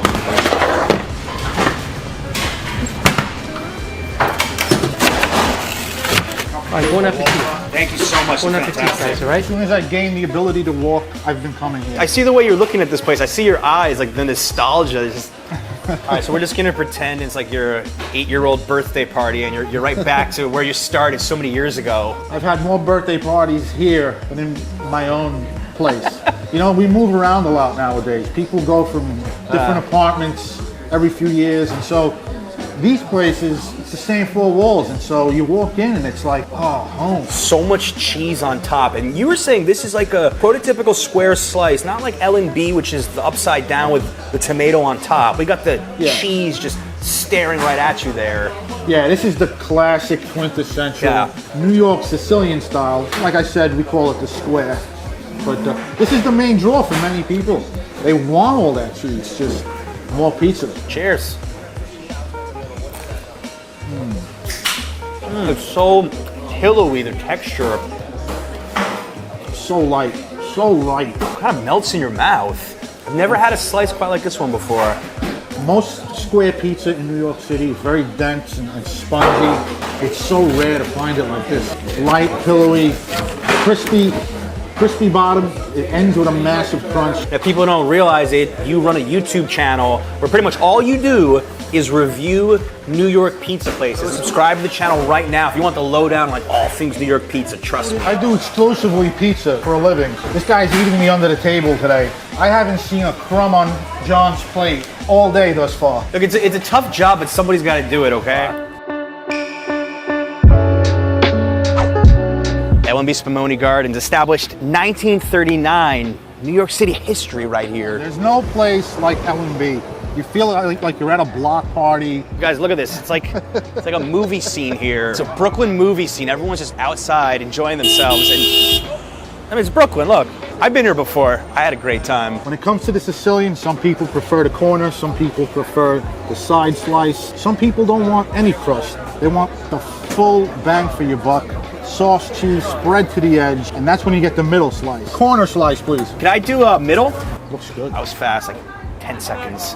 Antonio, I think it's important for people to know that L&B is the godfather of the upside down slice. They pioneered this style, and everybody loves it because you're getting a lot of sauce. There's 2 cheeses on it, more flavor for it.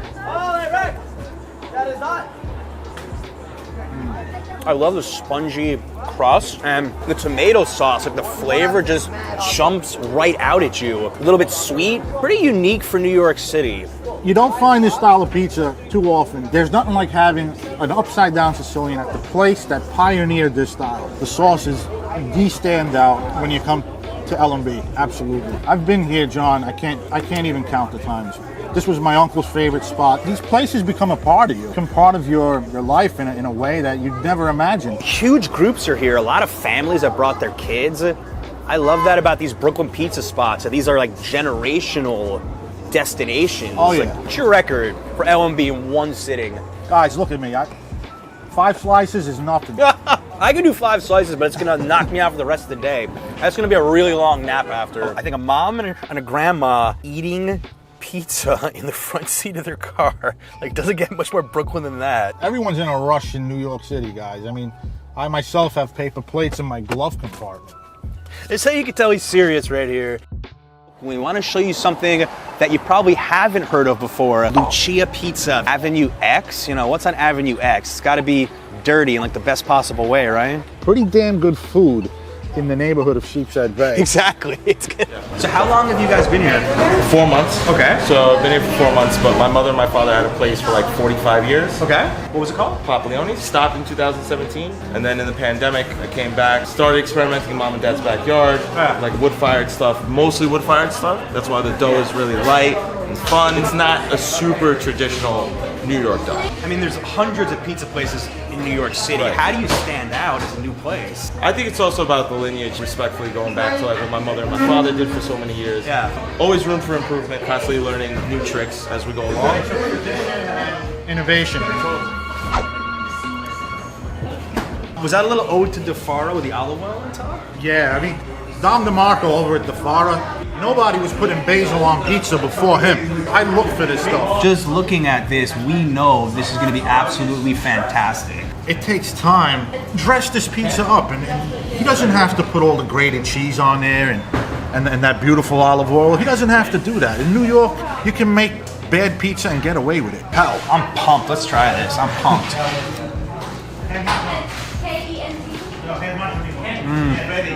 Crunchy from the first bite. You told me to look for that as soon as we got here. Loving the vodka flavor. It's just right. And yes, I do look for that crispy first bite. I want that crispy first bite. And this pie delivers. Maybe we're seeing the evolution of New York pizza right now because we have shown classic spots which are going to be here, I hope, forever. You've got new spots like Lucia's here doing some artisanal stuff, doing it a little bit different but still staying true to the roots. Pizza is definitely evolving, not just in New York City, but all over the world. People are taking more time to ferment their doughs.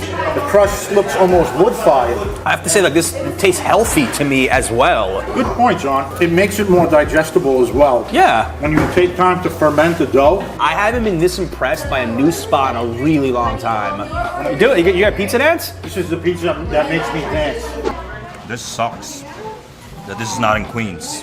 Because I'd be going here every day. For a second, I thought Ben actually hated it. Scared me. Got you.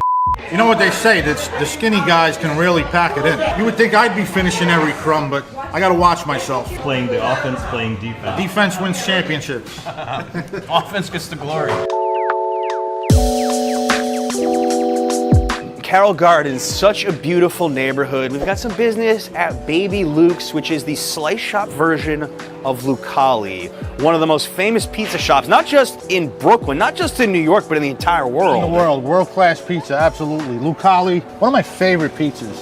This looks fantastic. This looks so good. Oh, 2 slices. Margarita? Yes. Yeah. No problem, got it. Look at this. Fresh out of the oven. So vastly different than the other Sicilians we had earlier, right? That's what I love about today's video, is that every spot has had a different flair to it, every single one. To be a really good cheap date spot, they have pre-made Negronis, Mezcal Negroni. Negroni and pizza. Who knew?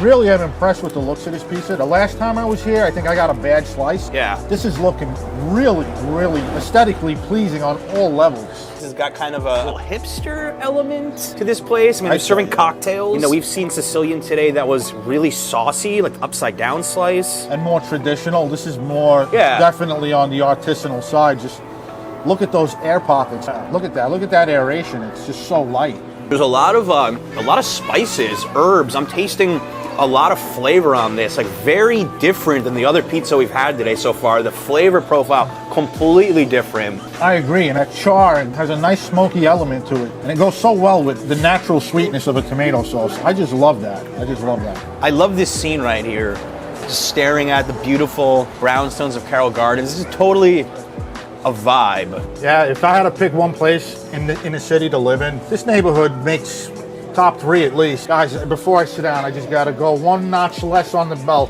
We had quite a few slices of pizza today. Or just do what I do and not have a belt, period. That helps a little bit. Yeah, when you hang out with John and do a pizza crawl, leave your belt at home. New York City is home to some of the world's best pizza, but today we want to show you some viral pies that have been making waves over the internet. We'll be eating New York's craziest pizza for those that want something a little bit bolder. Hope you brought your appetites. Crave It may not just be the craziest pizza place in New York City, but possibly the world. If you can think it, if you can imagine it, they've probably created it. Welcome to Crave It, everybody. My name is Vishy Mandahar. This is my son, Kaden Mandahar. We want to invite you guys into Crave It and show you what we do. Come check out this tasty AF grub. So we got buffalo chicken with mozzarella sticks and jalapeno ranch. We got a little General Tso's action. Then we took it back to my hometown in India, the Indian tikka masala with homemade tikka sauce, straight recipe from India. Then this is my personal favorite slice right here, the chicken cutlet with white truffle. So we make the white truffle in-house. This is our most popular pizza probably, 4-cheese macaroni and cheese. It has American cheese, cheddar cheese, jack cheese, and mozzarella cheese. Can't say no to that. So we got our famous tater tot pizza, got like 50 million views online. It has tater tots, bacon, chipotle, ranch, scallions, red onions. I stole the idea from Hooters. Sorry, but I put it on pizza and I blew it up. There you go. This is another really cool one you don't see a lot. It's pepperoni, but we don't use hot honey. We use our super duper sticky honey sriracha. It's super sticky, great flavor, great spice. You like that one, right? You do, right? You want to take a bite? Here, take a bite for them. Tell them how much you love it. Take a bite, take a bite. Yes. kid-friendly approved. There you go. That's how we do it, Crave It.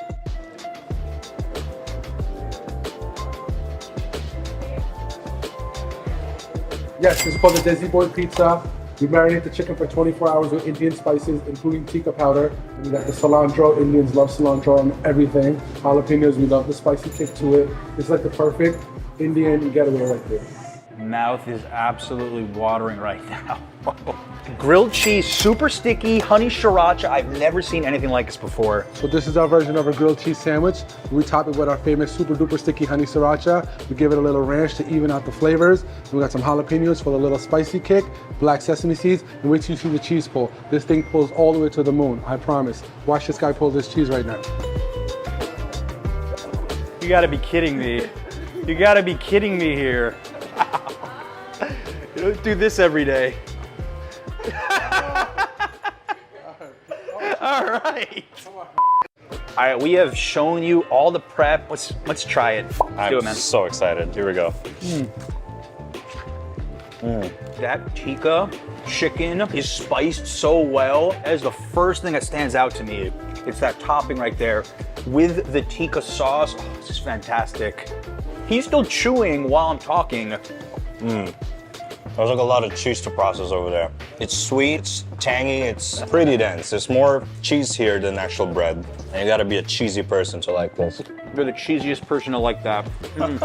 What I love is that every slice here is so colorful. It's like this place was made for Instagram. It's visually appealing and it smells good. Every single one of them smells really good. Yeah, for example, the cilantro on top of the chicken tikka pizza, because for Indian food, cilantro is very popular on a lot of dishes. So they go all out here. Yeah.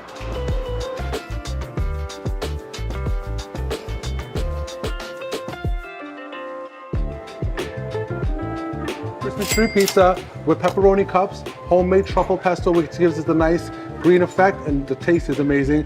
Homemade fresh mozzarella. Then for a nice surprise, we do a nice calzone crust, and inside the calzone is homemade fresh mozzarella as well, and our ricotta. Yeah, and you killed the shape and the image here. It's really good. Go in. What do you think? You approve? Looks amazing.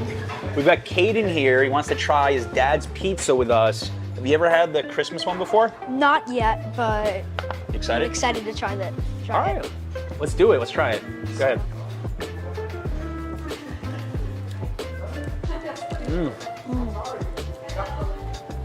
Really good. I love the pesto aioli sauce. Oh, that just hits different with a pepperoni. What a combo. Solid 10 out of 10. 10 out of 10. Now, you're not just saying that because it's your dad's place, right? I think he means it. He means it. I mean it. All right, Ben, you're fired. He's a new co-host. I like him better. And if you guys like anything you see here, goldbelly.com, you can order a select menu off Crave It, and it goes anywhere in the U.S. Vinny's Pizzeria opened since 1960 in Williamsburg, Brooklyn. Sometimes you get so hungry that you just want to eat the pizza right out of the box, but what if you could eat the box too?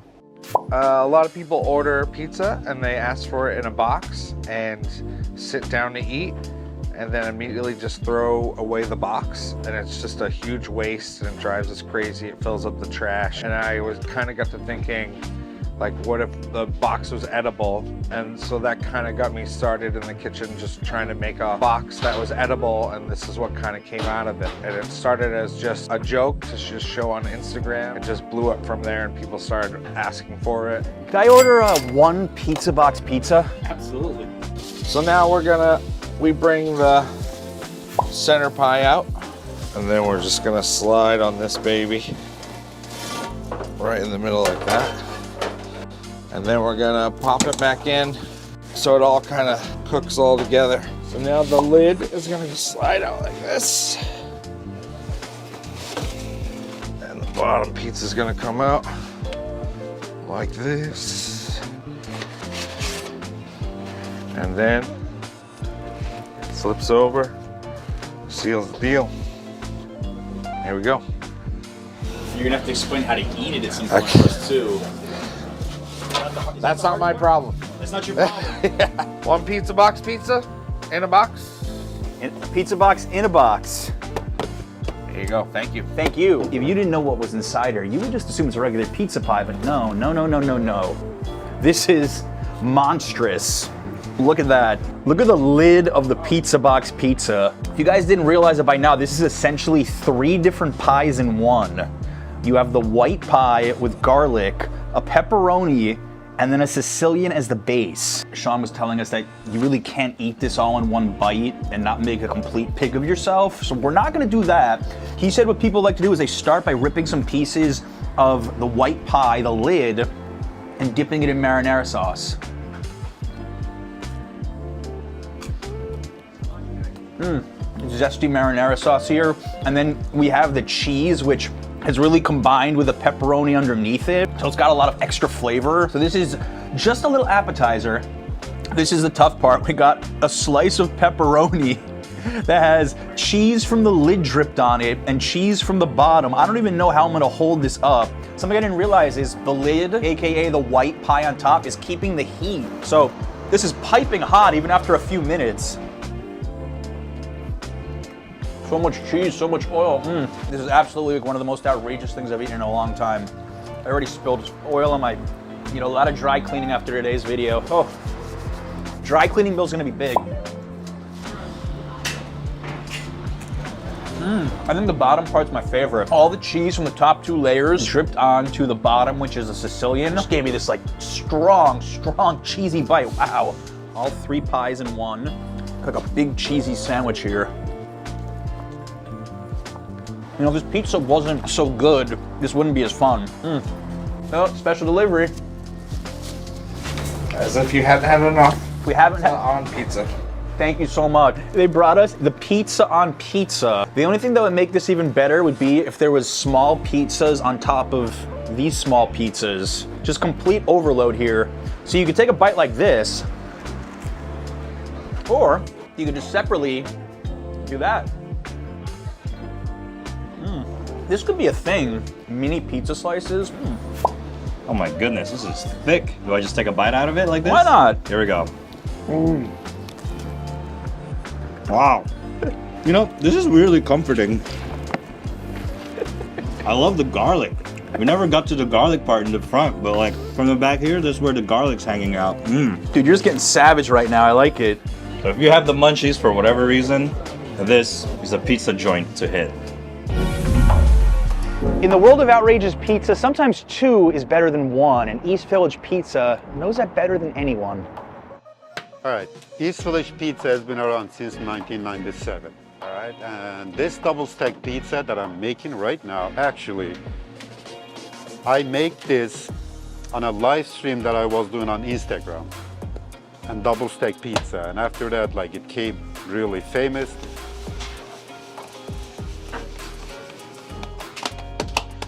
Buffalo chicken. This pizza has 2 things. One is double stack, but the other thing is cheesy. That's the most beautiful part of, or most like people like about it, it's cheese. Like there's not too much cheese. There's not too much cheese. It just, personally I like cheese.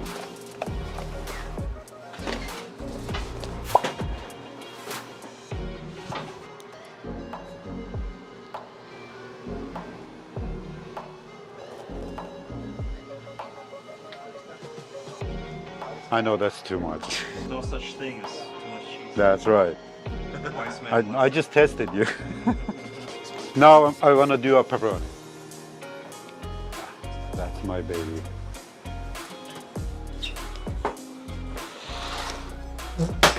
You have almost 2 million followers on Instagram. You have one of the biggest accounts in New York City for pizza. I'm the first guy who made live stream on Instagram making and baking pizza. I'm the first guy who did the cheese pool.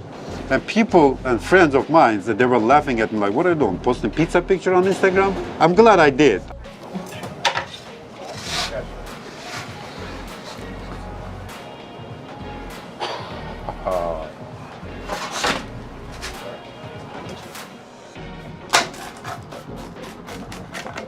Woo.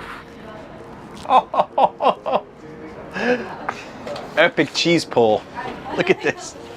It's like a pound. I don't think I've ever been to a slice shop that had heated outdoor seating. So imagine you want to go on a crazy date in the winter, order a double stack pizza, and sit outside under the heater. And he said there used to be 2-hour waits for this. Well, it certainly talks the talk with the amount of cheese. I smelled that cheese the second it came out of the oven. You definitely can't hold this like an ordinary pizza. You need 2 hands for this. Okay, I managed to get it all.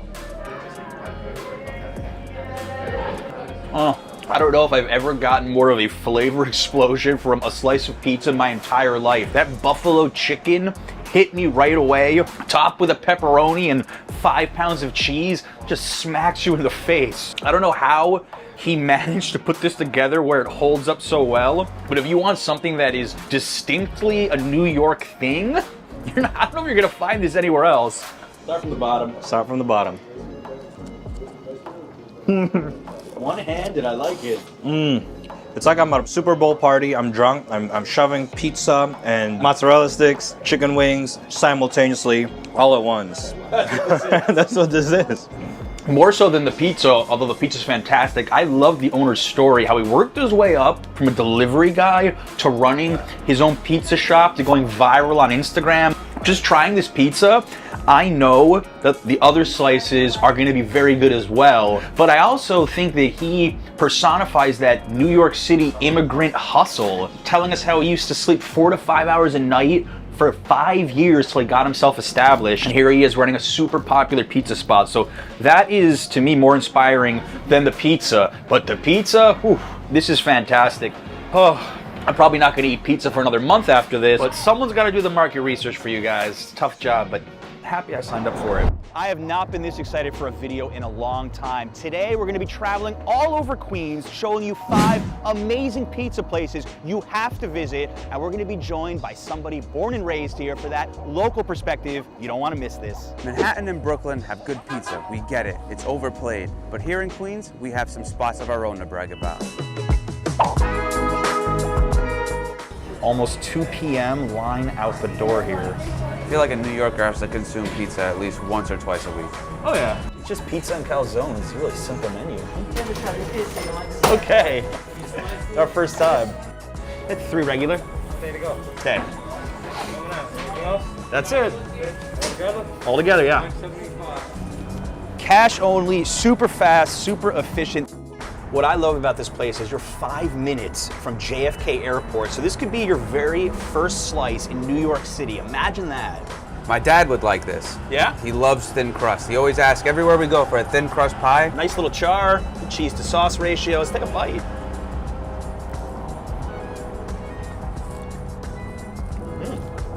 You know, light, airy crust. This is a great first slice in New York City. This is like your prototypical grab-and-go New York City slice. This is quality. I can see why people would order 2 or 3 of these. I kind of want to just go right to the crust, you know? It's like when you go to an Italian restaurant and they give you like the breadsticks with the olive oil, just like that. Perfect. You know, considering that we're eating 5 slices today, anything that's light and thin is actually a benefit for this little food challenge. Do you think that in Queens there's a certain pride about your neighborhood spots? Yes, every neighborhood has a good pizza place, but sometimes certain ones last longer than others. Anywhere in Queens, kind of just find the nearest neighborhood and see if they have a pizza restaurant that's older than 40 years, and odds are it's got good pizza. So we're basically riding around Queens in a red Mustang eating a lot of pizza. What poor life decisions have led me down this dark and dismal path?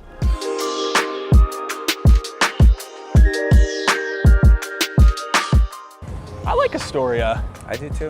I could definitely live here. I have friends I could here. definitely live in Astoria. I used to lifeguard at the pool. Yeah? Yeah, we used to go around, lunch, to pick a different spot, and the community knew who we were. We'd show up in the bright orange, and they know exactly who you are. Right on. Yeah, I mean, that's how this whole concept started. It started with me experimenting stuff at home. This one, this is really cool slice. You got honey sriracha, ranch, jalapenos, black sesame seeds. The party in your mouth. You got Indian tikka masala with jalapenos. We got loaded tater tots, steak truffle, fried Oreo, grilled cheese pizza. Especially on the weekends when everyone's out just chilling. That's when we'll crank out the birria. It's all kinds of crazy stuff comes out. So what we do is we like to put all our favorites on one pizza. We got sweet potatoes with the marshmallows, nice toasted and melted. Then the second bite is the stuffing, homemade stuffing. From the third bite, you go back to the sweet potatoes with the marshmallows. Then for the grand finale, you got the homemade turkey with gravy and a honey cranberry sauce. You can eat it from the front, or from the back, or from the side. You get crazy. Tough decisions, we'll see, we'll see. I don't even know where to begin with a slice like this. This is basically your Thanksgiving dinner in one.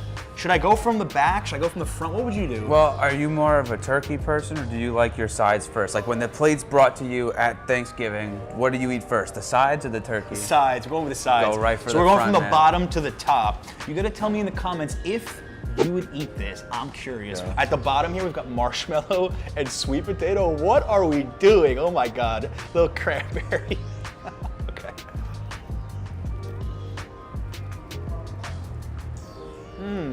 It's exactly as you would imagine it. Imagine mixing all of your favorite sides from Thanksgiving into one. I immediately noticed the sweet potato when I took that first bite. This is probably the most unique pizza you've ever had. Turkey on a pizza, never thought I'd see the day.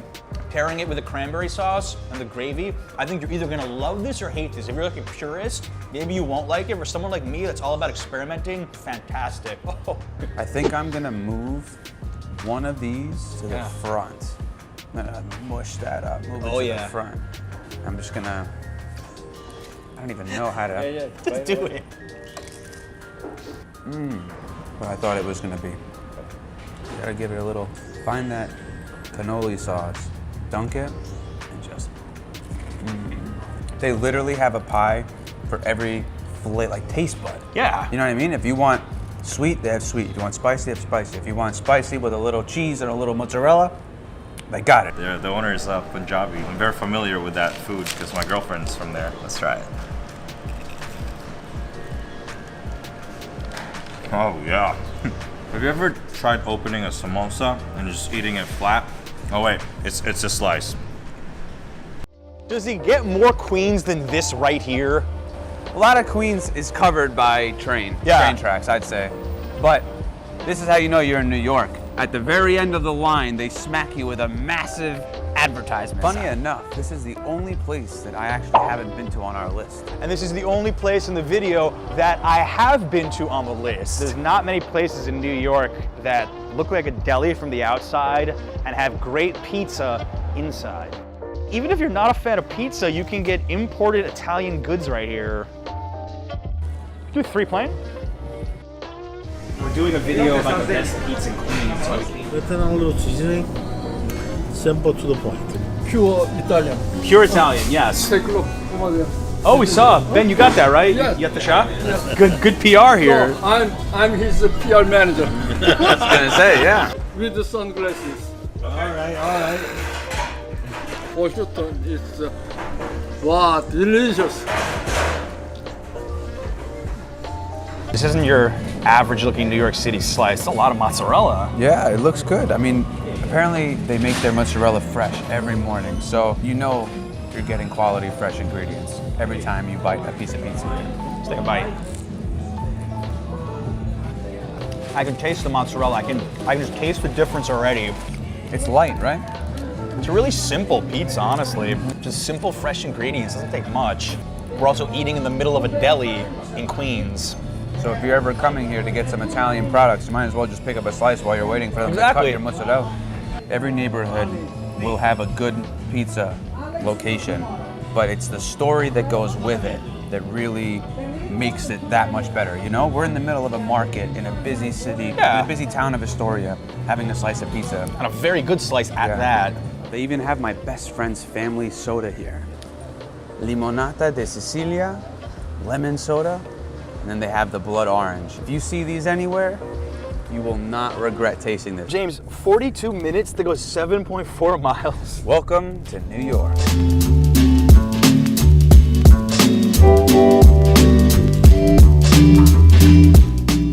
Danny's House of Pizza, love the name. And we've already got a line out the door at like 6 o'clock. Just keep an eye on how often these guys are picking up a new piece of dough and making a new pie, because it's literally every 5 seconds. You'll never have a slice that's been sitting around. You'll always have a slice that's relatively fresh, if not still hot from the oven. Well, that's the advantage of a really popular place. It keeps moving. This is like a local spot. Oh, yeah. These guys have been here forever. I recognize them since I've been coming in. Feel bad giving it away? Honestly, no, because people should taste good pizza.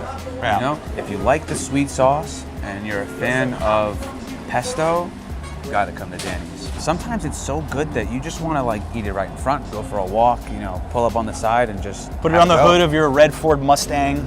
I don't know if anyone else even does this. I have yet to see an authentic, just original cheese pesto slice myself. I mean, I've seen the artichoke slice, which kind of looks like this, but is not this. And I'm not a big fan of the artichoke slice, to be honest with you. Oh, wow. That cheese snuck up on me, damn.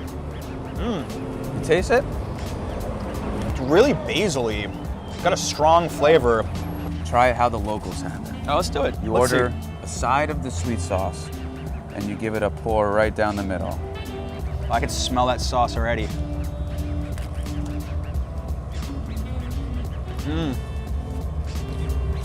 There it is. I love sweet tomato sauce. It's like one of my weaknesses. I freaking love a sweeter tomato sauce.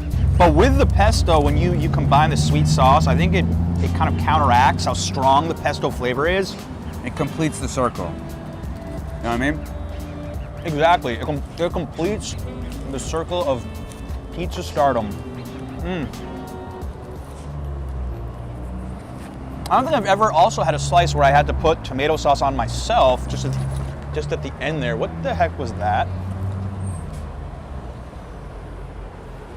Oh, this guy's running after. He must have stolen something? Did he steal something? That guy specifically ran through our pizza review. Doesn't he see we're filming here? Can't he steal stuff on his own time? He must be running home to get some money to get some of this pizza. I was just about to say, try the plain slice. I think you know that I'm gonna love this. Yeah. It's not thick, it's light. Taste that sweet sauce. That's it. This is it for me. This is my style. You just want to keep going. This is actually gotta be like top 5 sauces I've had in New York that I like. This is like my specific flavor that I'm into, my specific taste. Danny's like has it for me. Since 1959. What do you think about Danny's? How often do you come here? Or how much? Never come in New York. Whenever she visits from Florida, she always wants to come here. Oh yeah?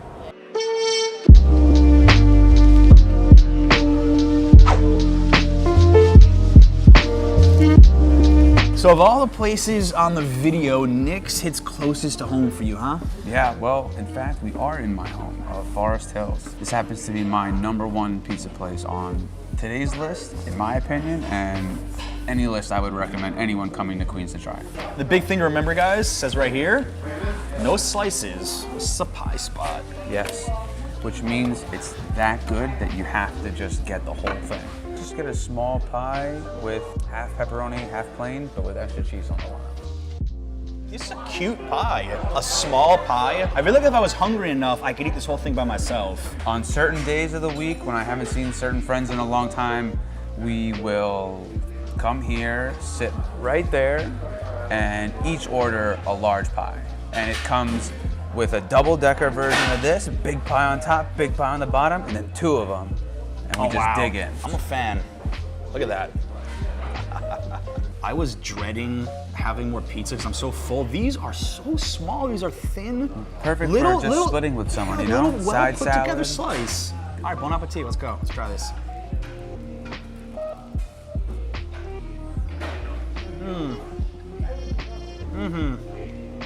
Just like I remember it. Good consistency, great cheese to sauce ratio on this. Love the mozzarella.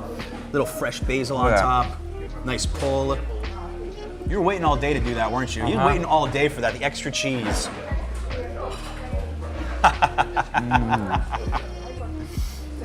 It can keep going. It's like a mozzarella stick. If I were to come here for the first time, get whatever pie you like. Customize it to your specialty, and you will not regret it. This is different. This isn't your grab and go slice. This is like a nice occasion. You're celebrating something. You haven't seen your boys in a while. Bam, right here. Yeah. Date night, movie theaters down the block, come to Forest Hills, grab a slice before the flick. Can't go wrong. Today, we're heading for Brooklyn to try New York's most famous old-school pizzeria, Farah. We'll talk to one of the owners about the history, learn all about the ingredients, and I'll be joined by an Italian digital creator and business owner to get her take as well. Does Farah live up to the legend? Watch till the end to find out. All right, guys, there are few pizza places I would dedicate an entire video to. Farah's is one of them, and I am so pumped to try this place for the first time. And I brought along a special guest. Yay! This is Chiari Lady Boss. I'm Italian born and raised. So it's so exciting to bring John with me today to try the Farah, which is one of the best pizza places in Brooklyn and New York City itself. Well, it is time to go inside and talk to some people here.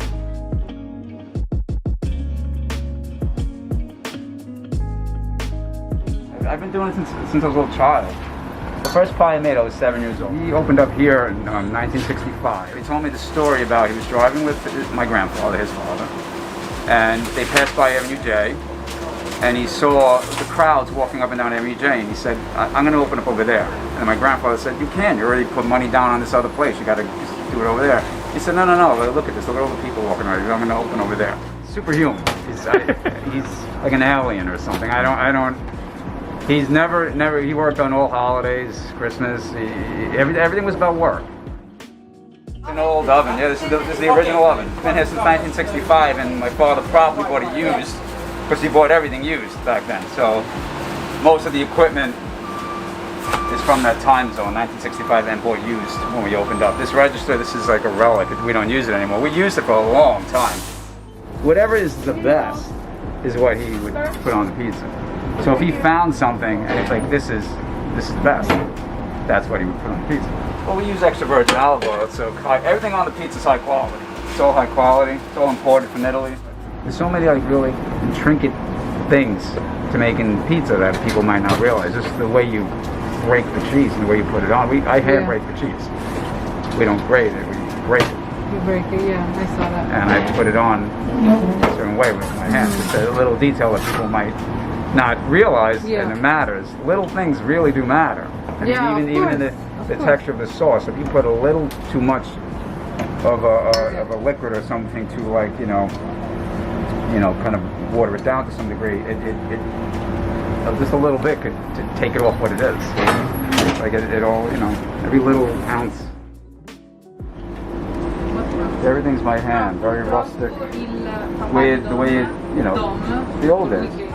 As time goes on, these things are changing. And you want to keep the authenticity of certain things. You want things to still remind you of this nostalgic. Do you think someone coming here today who came here 30 years ago would get a similar experience or the same experience on the pizza? Yeah, they could also tell. They could tell it's the same.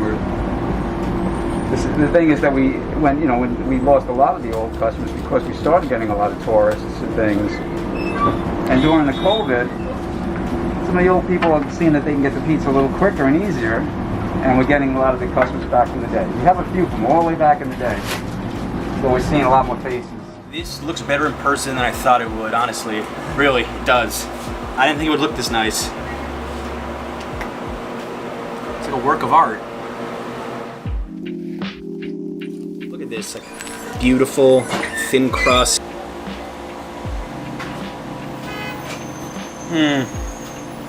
Oh my goodness, guys, that first bite, like the initial reaction to me was the olive oil and the basil, that combination. That was one of the most memorable first bites of pizza I've ever had in New York City. It was unbelievably good. Like, I just can't wait to try to take on the rest of this. What do you think? I can't stop eating. Look at this girl. Look at this girl. I really like the taste of the basil. Mm-hmm. Again, for me, the thing that keeps standing out is just the amount of olive oil they use. I don't know if I've ever been to a place that used this much olive oil on pizza. You think so? And it really works. That is really standing out to me. Because they put it on before, and they put it on after it comes out as well. That's what I do with mine. That's what you do with yours. How would you, as an Italian, rank this versus other pizza places in New York City? Immigrants, like Italians that came here a long time ago and started making pizza, they sometimes change the recipe, so throughout the years the taste changes, and it feels it's not authentic anymore in a way, or the taste has gone more towards like the Italian American style. Yeah. I think this is really true to the Italian style, so it's a very, very good pizza in my opinion. Buonissima. Cosa pensi di questa pizza? Ti sembra italiana? Non entiendo. Non capisco. Non capisco. Okay. What do you think about this pizza? Do you taste like some Italian in it? Have you been to Italy before? I've been to Italy. You've been to Italy. What do you think? I would say the freshness of the ingredients here really stands out to me versus a lot of other places in New York City. I mean, the fresh olive oil, the tomato sauce, the buffalo mozzarella imported from the town that Dom grew up in. It's just such a good combination of ingredients. This is honestly something that I've never had in New York City before. Like, there's something unique about this pie. I can't put my finger on it, but that would make me want to come back here again and again. It is truly a unique pie for me. What I love about this place is that even if you came here in the 1970s, you come back here in 2020, the ingredients are just about the same. It's the same oven. It's practically the same experience. And now, with all the COVID travel restrictions, you don't have to wait an hour in line to try some of New York City's best pizza. So guys, I don't know, if you've never been to DeFara's, I think now would be an amazing time to come. Yeah, that's true. Guys, we wanted to try a square slice before leaving. We're almost full, so we cut a piece of it. Dom Jr. was saying that some people will fight you to the death about liking the square slice better than the round slice. I've never tried this either. Let's see how it is. Really good. It's really rich and full, and I think that you couldn't eat too many of these in a row. I prefer the round one, but I understand why people like the square one too. So much tomato sauce, that basil, got a good piece of the mozzarella. It's really good. Our friend Chip came with us. He wanted to say something. I mean, this has always been one of my favorite pizzas in New York, and me with a group of friends, we actually went to New Haven, Connecticut, which has 3 pizza spots that have been raved as like the best in the United States, and they've reached like top levels, and they're good, don't get me wrong, but they don't top DeFara's for me, so.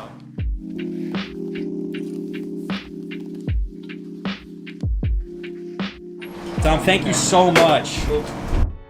Brooklyn, home to some of the best pizza on the planet. Today, we're taking Mary Jane, an Italian YouTuber living in New York, to try Brooklyn pizza for the first time and see her reaction. We've got 3 big-name slice joints lined up. This is going to be one tasty adventure, I can promise you that. All right, guys, for our first stop on this Brooklyn pizza tour, we are going to Luigi's, and this place has been around since 1973. It is a staple in South Slope, and I think our guest is gonna like this spot a lot. First time trying Brooklyn pizza, what are your expectations? Maybe a little bit more Italian, because just running around Brooklyn, seeing the places from outside, the pizza places, they look more Italian inspired than the ones in Manhattan. Heard good things about you guys. Thank you. Oh, you're welcome. She's from Italy, so she's gonna be responding to it. Oh yes, Italiano. Sei mai stato? Sei mai stato a visitare? Sì. Ah, bravo. You were saying where you were from, right? Yeah.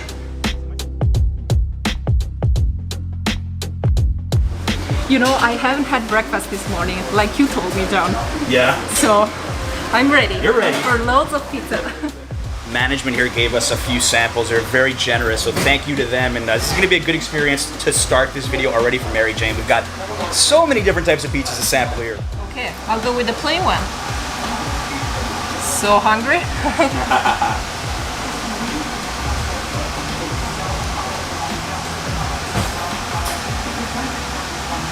Whoa, that was a good reaction.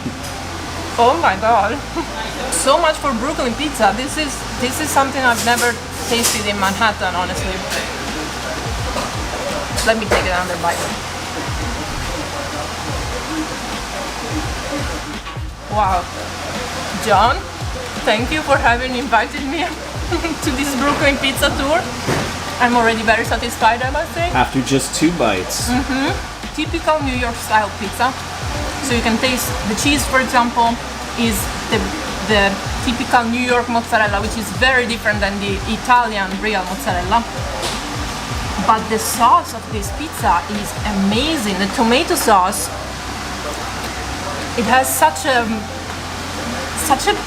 great flavor. I don't know how to explain this. And also the crust is, I think, a bit different than the New York style, like the classic one that you get in Manhattan. Yeah.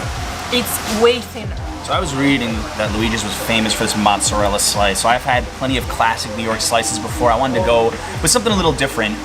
I love the mozzarella on top of this, just like big globs of it. And they were telling me about all the basil sauce on top. Look at that. Fresh mozzarella, tomato. So good.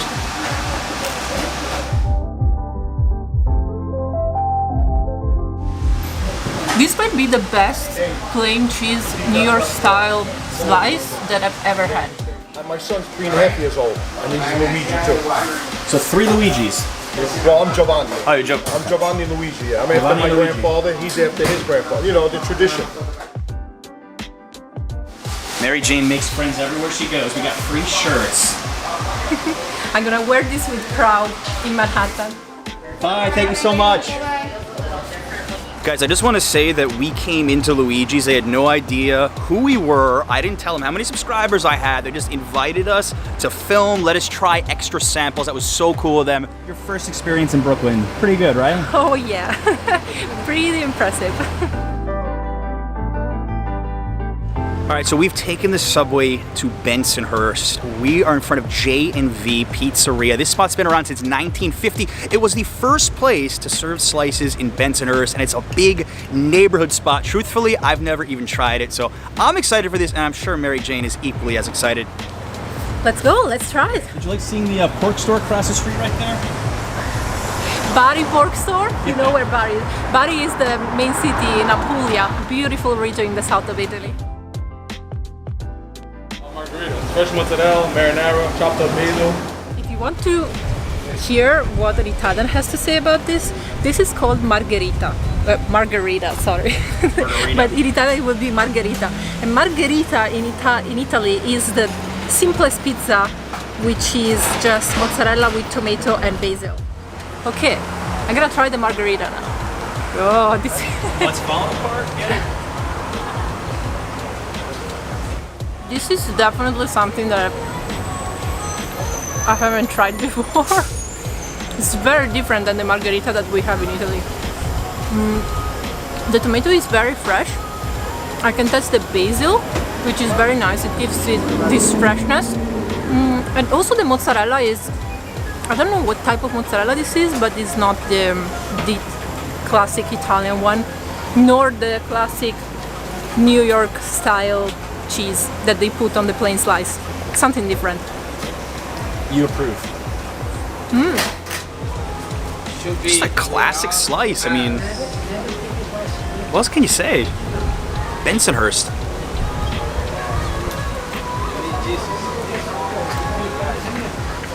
Cheese is just stringy enough too. I feel like compared to Luigi's, this is more cheese, and I'm curious to see Mary Jane's response to that. So much cheese in this slice.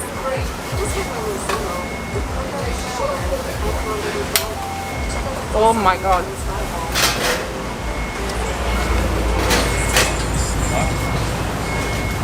So much cheese.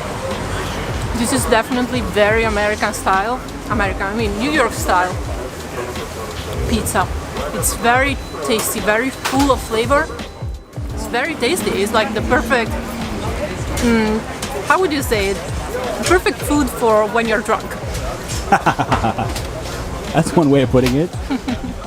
Guys, I just want to remind you that we're having a special promotion for the month of August. If you join our Patreon, I'm going to send you one of these vintage postcards handwritten from New York City on me. Details down below if you want to support what we do on this channel. Videos like this. We didn't tell any of the owners we're coming. We paid for all this stuff. Check out the link in the description. Thanks a lot, guys. You gonna have dinner tonight? This is it. I think I'm done eating for 24 hours after today. I'm gonna bike later, so probably I'll have dinner too. All right, Mary Jane, we've done 2 spots. We got 1 more to go. What were your final thoughts on J&V? J&V, I would say, is the classic New York spot. It was good, and if you like the plain cheese slice with a lot of cheese and very tasty, like American way, this is the perfect spot, definitely. For our last stop, we are at a destination in Brooklyn, L&B Spumoni Gardens. This place is absolutely packed. This is a really well-known pizza place. I mean, it doesn't need much of an introduction if you live in Brooklyn, but they have been super famous for their Sicilian pies since the 1950s. And we've got a lot to say about this spot. Very curious, it's so packed here, so many people. It's a big place, and I've heard about it before. So I'm curious to see how is their upside down Sicilian slice. All right, Mary Jane, this is by far the most unique slice that we've had in the video, maybe that you've ever seen. I've waited so long to try this pizza, so I'm very excited.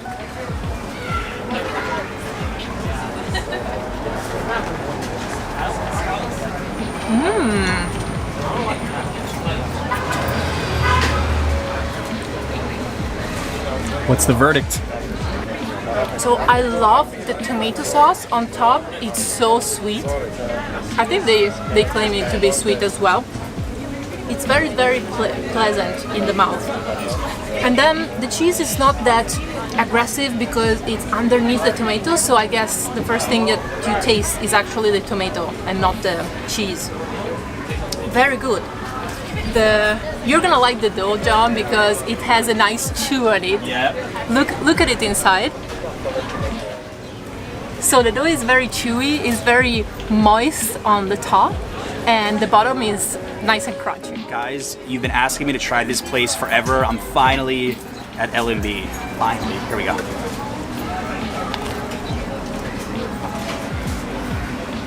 Oh, that's good. Oh, the tomato sauce on top. Like, I love tomato sauce. It's just the right mix of sweet and tangy, and as Mary Jane explained, when you get to that dough, it's got just the perfect amount of chewiness. I've never had an upside down slice before. I've heard of it at a few places, but this to me lives up to the hype. I mean, you can't really compare this to anything else in New York. This is very distinctive to here, but wow, like, I just took 1 bite and that had an impact. That was like the biggest impact of the week for me food-wise. I liked everywhere we filmed on this video, but I will easily say this was my favorite slice of the day. Did they have anything like this in Italy? Even close? No, this would be too sweet of a tomato for Italy, for the Italian standard taste. You know, we have good food, but we are very, very traditional in Italy about food, and we don't like to experiment that much.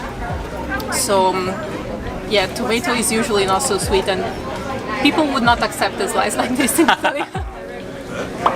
Look at this. Look at this.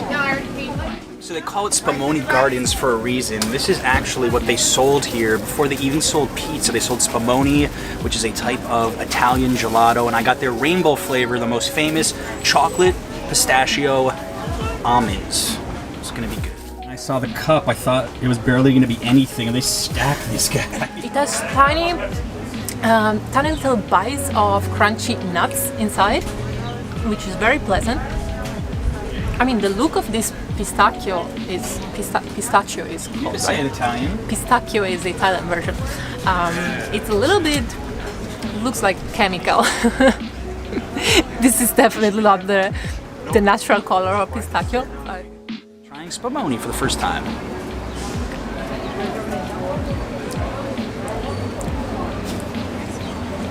You know, Mary Jane was absolutely right. This is so hard to describe. It's like this big flavor fusion of everything. And the pistachio is like super, super strong. But I like it. It's got a nice little minty touch. Yeah. It's just growing on me. The more I eat this, the more flavors I mix. happier I get. Is this the best slice in New York City? I'm John, a New York City vlogger, and I love making videos about pizza. From ranking the top dollar slice joints to having visiting Italians try it, I'm up for anything. And in this video, we're going to eat at two famous pizza rivals located under the Brooklyn Bridge, who just happen to be neighbors, and see who's better. We're going to be putting Grimaldi's and Giuliana's to the test with the help of two New York City food vloggers. We're ordering one pie from each spot, and we're going to be ranking it from a 1 to a 5 to finally put this debate to rest. Grimaldi's is one of my favorite pizzerias as a kid. It used to be in the space right down the block, which is now Giuliana's. So I used to come here very often, get the pies to go, eat inside. Always loved it. Let's see how it is now under the new ownership and the new location. Pie to go. Pie to go. How long did that take to get? About, say, 7 to 8 minutes. We've got our first pie. How much did it cost? This one's 20 bucks for the smaller pie. 20 bucks for the small margarita pie. Something to note, this is the first time I have ever seen no line in front of Giuliana's or Grimaldi's. We timed this for midwinter, midweek. This was very intentional.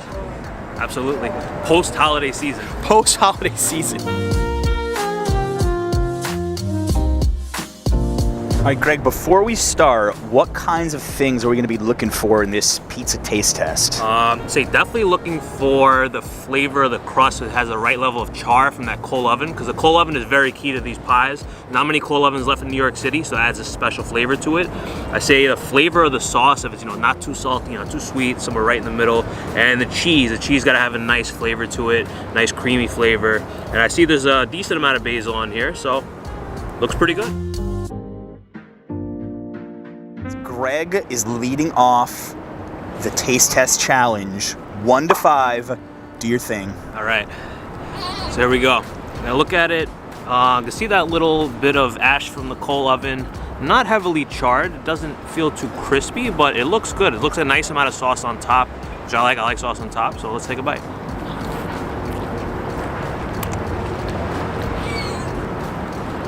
He needs another bite just in case. Sauce is a little salty. Not as much flavor on that crust as I would like from the coal oven. I'll give it 3.5. Is it as good as when you had it as a kid? I would say no. Jumi's up next. Uh-oh. Okay. She just went right in.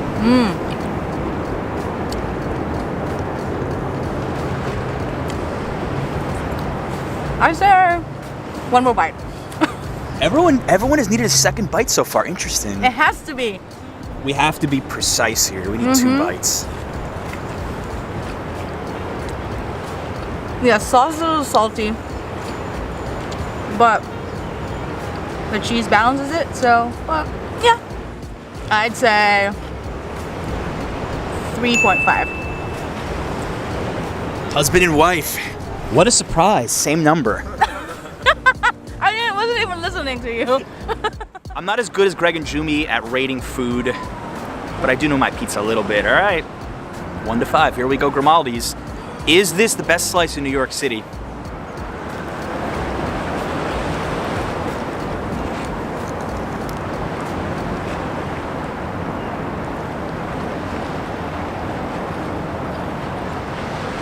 I need a second bite. It's good.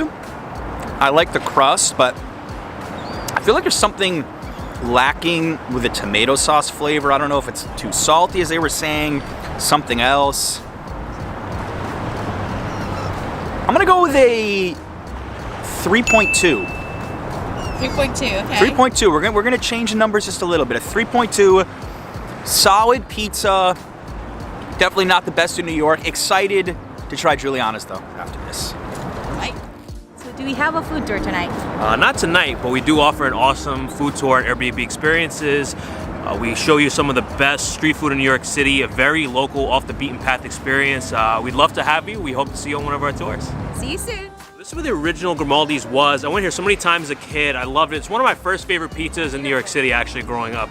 Yeah, I'd even come with family. We'd actually call in the order 10 minutes before we got here so we could pick it up and just eat it in the car. All right, so there actually is a small line here at Giuliana's. I don't think we're gonna be waiting too long. We gave Grimaldi's 3.5, 3.5, 3.2, about a 3.4 or so average.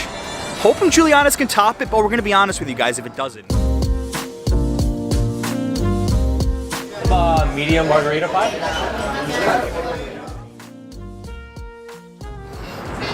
Smells so good.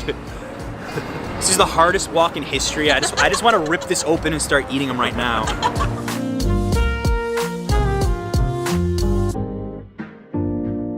This looks very different than the Grimaldi's. You can tell right away. Look at all the oregano on there. The crust looks a little more charred. Looks, at first glance, it looks thinner. Hopefully more crisp. We will find out. So the score to beat for Greg is 3.5. Remember, 1 to 5, we're going to be tallying up the average at the end to see who wins. Time for Giuliana's. All right.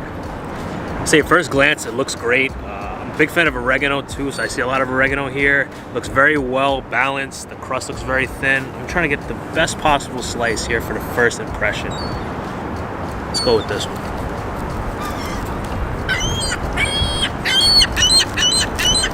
See, there's a little more color on the edge of that crust, and even the bottom's got a little bit of a flop, but it already feels more crisp than Grimaldi's. Let's take a bite.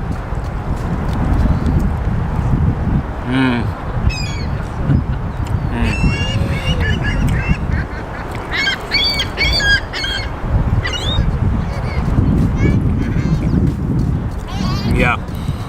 Had Giuliana's several times. This is as good as I always remember it being. I'm gonna give this one a 4.6. Woo-hoo-hoo. High number here. Yeah, so what's nice here is that everything is well balanced and harmonious, all the ingredients. The crust has that nice char. You can really taste the flavor from that coal oven. The oregano gives it a nice herbal kick. I'm a big fan of oregano. If you like oregano, you'll probably like this one too. The sauce is not salty like the last one, and it's not overly sauced. See, the other one's sauce was dripping. We actually got it all over us too. And the sauce here has a nice tomato flavor, no extra salt. The mozzarella is nice and creamy. Nice amount of basil here. Excellent stuff. Okay.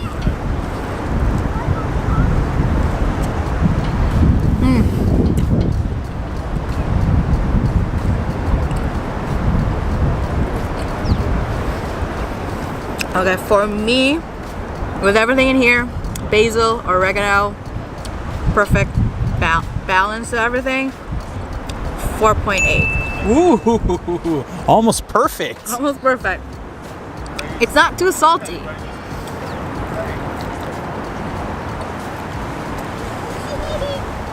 Yeah. All right, here goes. Final bite to see which one's better.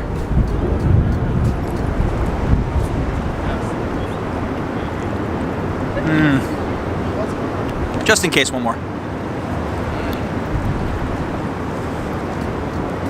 Just about everything tastes better to me on this. The cheese, the tomato sauce, it's not so heavy nor as salty. Love the crust. I know the whole story behind that oven. It's actually the first time I've ever tried Giuliana's, and this is definitely going towards the top of my list for best pie in New York City. I don't know if I'm putting this number 1, but I'm gonna rank this 4.6. Easily the winner of today's pizza challenge. Giuliana's defeats Grimaldi's. Quite a big victory for Giuliana's. So obviously you know which one I would personally recommend and all of us would recommend. Grimaldi's, Giuliana's, it's a very iconic location under the Brooklyn Bridge. A lot of people come here for the pizza. There's definitely one that stood out among them all, and that is Giuliana's. They have the original coal oven, and it's Patsy Grimaldi. He's icon in New York City pizza. He's worked at some of the best shops here, including he has the Patsy's in East Harlem. He had the original Grimaldi's here, and now Giuliana's. You really taste the difference in that crust, that char. It's got that crisp at the edge, well-balanced flavors. It's got the oregano that makes it pop. The mozzarella is really good. The fresh mozzarella is delicious. The sauce is not salty nor too tangy. It's very well-balanced, delicious pizza. What's up, members of the Barrio? It's John coming to you from the Financial District in Manhattan. And today we're continuing the Living Cheap in New York City series. We've covered dollar pizza before, more. But one thing we've never covered is a $5 pie, and we are at Keste, a Neapolitan-style pizza place, which is famous throughout the city, having some of the best pizza anywhere, and they have this amazing new addition to their menu, 3 different pizzas for just $5. You're gonna find out what it's all about. Let's go. Joining us on this pizza challenge, number 1, Tal from the Traveling Clat. He's become a recurring guest star on the channel. Clat, Tal, you ready? I'm ready. I'm seeing a sign that says this pizza place is from Naples, Italy, so it's gonna get officially delicious. Let's get in there. Let's get in there. Adriana, Team Adriana, $5 pizza. What do you think? I'm in, guys. Let's do it. First one, Neapolitan pizza is the pizza. That is really important. All the rest we call focaccia. So it's the way we make the dough. It's really important. It's the way we stretch that rise the dough, and the way you stretch the dough and cook it, the ingredient top 2. In Naples, the price is €4 enough. We need to bring that price here. The same size, 12 inches pizza, the same tomato sauce, dough, because Naples is everybody can sit down on the table, the poor, the rich, the middle class people can sit down at the same table and have the same pizza. Basically, you don't need a ticket anymore for going to Naples. You don't need a passport. You just come here in Castel and you have the same price, the same pizza you have in Naples. I felt like I was back in Napoli. That was great. And it made me want to go. Remember, we do not have to leave the country to get really good pizza from Naples. Right here for $5, we're going to show you how it's made. Let's do this. This chow tomato from outside Naples. Guys, smell it. Oh no, you can't.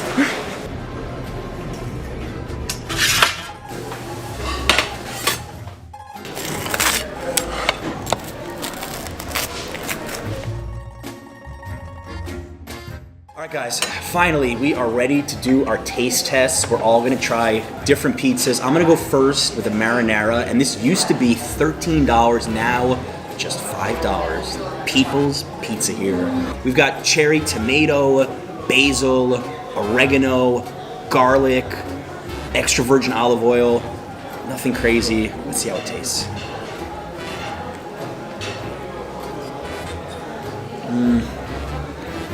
that means it's good, huh? Yeah, he can't speak. The combination of like the cherry tomato and the olive oil gives us this really rich flavor. This is absolutely delicious, and it's such a basic pizza.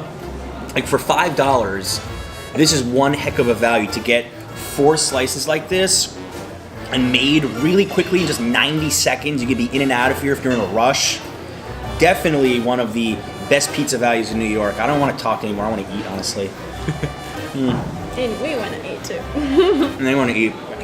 All right, next up, we got the margarita pizza. This is the quintessential pizza. Some people say that this is the original pizza that was ever invented. There's actually a really cool folklore about margarita pizzas. So we're gonna bite into it, see what it's like. Here we go. Oh yeah.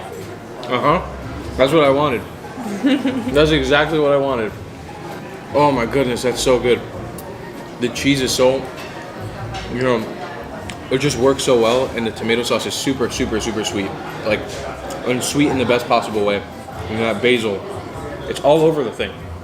It's delicious. Adriana is about to try the Masta Nicola pizza, the oldest pizza in the world. It's got grana cheese on it, it's got lard, doesn't have tomato. She's not a big tomato fan, so we gave her this one, and we're gonna see what she thinks. I'm so excited, guys. Let me try it.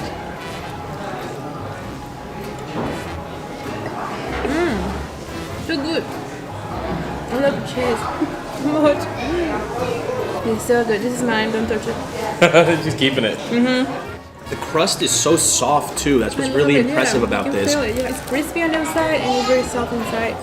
This is really authentic. Like, I'm not an expert on pizza by any means, but I went to Naples, Italy, just around a year ago, and I made a video all about the best pizza in Naples, and this is as authentic as it can get. I can verify that for you guys. It really is authentic. Uno, dos, tres. Sorry, there's Nutella everywhere. very unique dessert. Never thought of mixing these two. Did you feel that little pop when you bit into it? Yeah. Wow, that was amazing. I've never tasted anything like that before. It was just Nutella and dough, but there was like a little pop when you bit into it. Is there anything more European than Nutella? I don't think there's anything more European than Nutella. Grazie, that was really good. Thank you so much. What's up, members of the Barrio? It's John, coming to you from Greenwich Village, and pizza is one of the most famous food items you can get in New York City. But as many of you are aware, pizza originated in Italy, and I've always been curious, what do Italians think of New York style pizza? Well, today we're gonna answer that question as I have a good friend of mine, Gianni, a fellow travel vlogger who is visiting from Italy, and get this, he's never tried New York City pizza. So we're gonna visit 3 famous places in the village, and we're gonna see exactly what an Italian thinks of New York City pizza. It's 3 days that you, John, told me not to try the pizza, and I'm really excited about this. So, where do we go? I have been starving Gianni of pizza. I said, hold it for this video. We're gonna be starting at Percy's, my favorite $1 slice in New York. We're gonna be trying all different types of New York City pizza. So dollar pizza, here we go.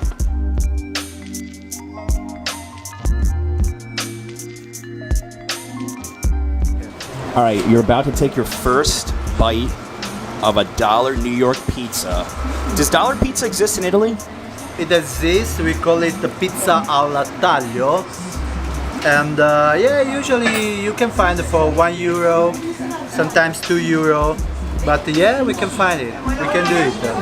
So, this is foldable. It's really New York style, huh? So let's try.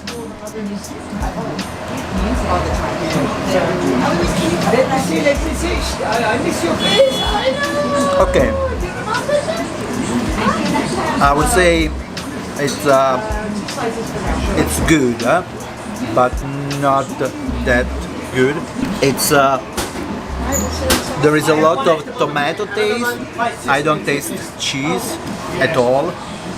The sour of the tomato, the sour taste of the tomato, so I don't taste so much the cheese. I like that it's crispy. Yeah, you can see.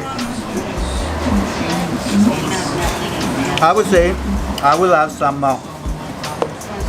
oregano to give us some herbs, aromatic herbs taste, and I always put a little bit of a chili because I like my pizza hot. And let's see how it is now.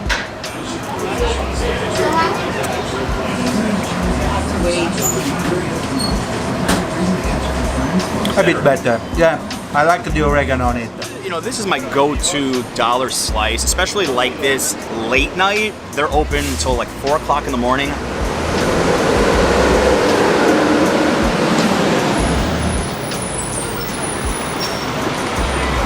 What I love best about this pizza is it's got the extra crunchiness, crispiness when you bite into it, so I'm a big fan of the crust. Like Gianni said, I do think it tastes better, you know, putting some oregano on it, but for me, I'm a traditionalist. Just give me a $1 cheese slice and I'm happy. Stop number 2, we are in front of Joe's Pizza. This has got to be one of the most popular slice joints in the entire city. I'll be honest, don't hate me, but I think they're a little bit overrated. They're not bad, but I wanted to take Gianni here just to get his opinion on a classic New York slice. Gianni, you ready? Yeah, I'm ready. I'm just curious to try it. This place, without fail, always has a long line. Super popular.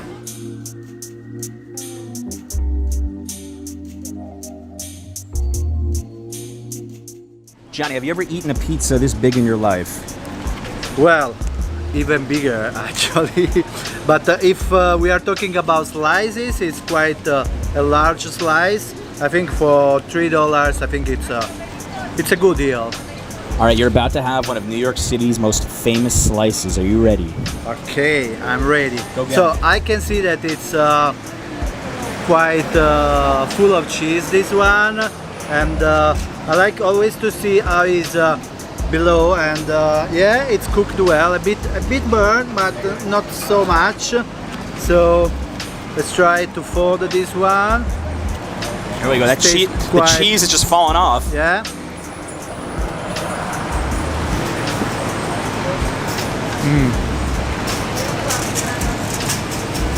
Okay, it's good. It's better than the other one. It's more juicy, and it's not like the other one. It was just like kind of tomato. Here I can taste the cheese. Even if I wouldn't say that is so tasty, this cheese. I mean, it's okay. It's like one of the most popular places ever. I will eat another slice of this. I mean, it's okay. We're moving on up. We are moving on up the pizza food chain here. So guys, this is just a huge slice. This is a traditional New York pizza. $3 from Joe's. You really can't go wrong. I mean, the only thing is it's so cheesy. It's falling apart on me. I gotta go quick.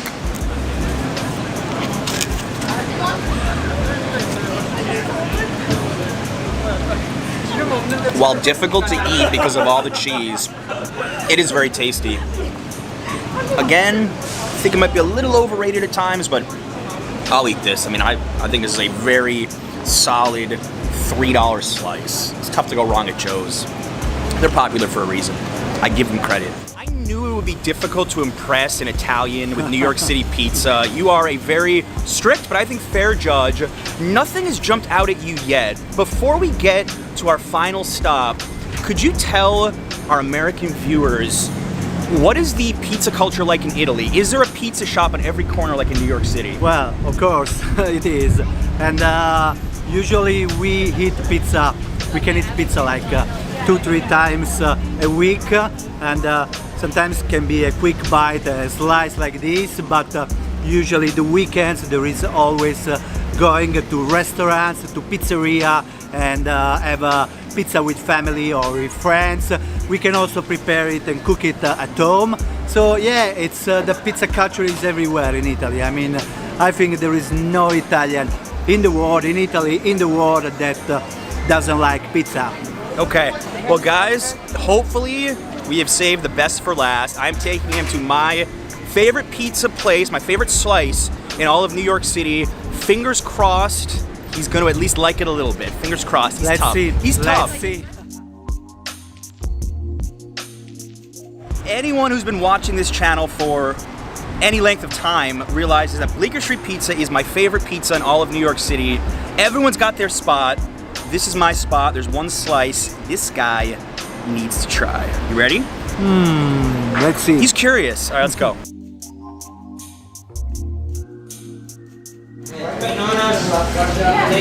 Thank you very much.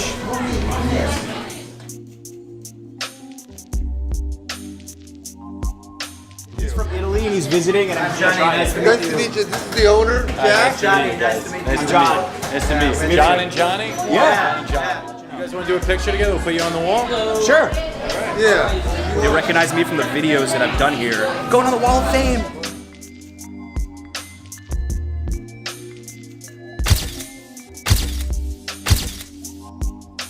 Guys, a lot of fanfare in there. They took our picture for the wall. I met somebody that watched the channel. Couldn't get out of there. Hope the pizza's not cold, but the Nonna Maria slice, this is what it's all about. Buffalo mozzarella, fresh basil, Parmigiano Reggiano cheese imported from Italy. Let's see what Gianni thinks. I'm really thinking that this will be the best one. I'm judging by the look. I can see that there is also, this is a bit moisture with olive oil here, and it smells good, especially the cheese. The crust, it's crunchy and well cooked. And there is also some basil on top, which we haven't found it so far. So let's try.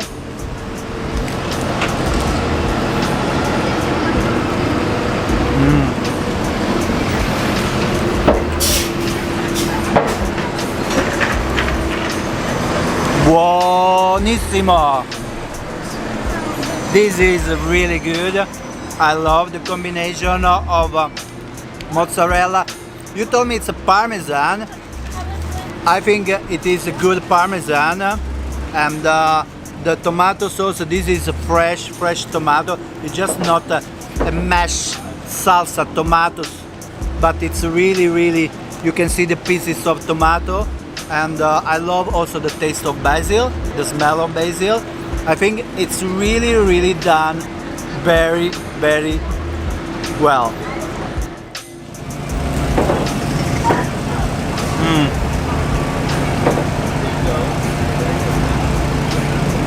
It is just all about the fresh ingredients on this, from the basil to the Parmigiano Reggiano cheese, even the crunchiness of the crust. I mean, it's my favorite slice in New York City for a reason, and I stand by that.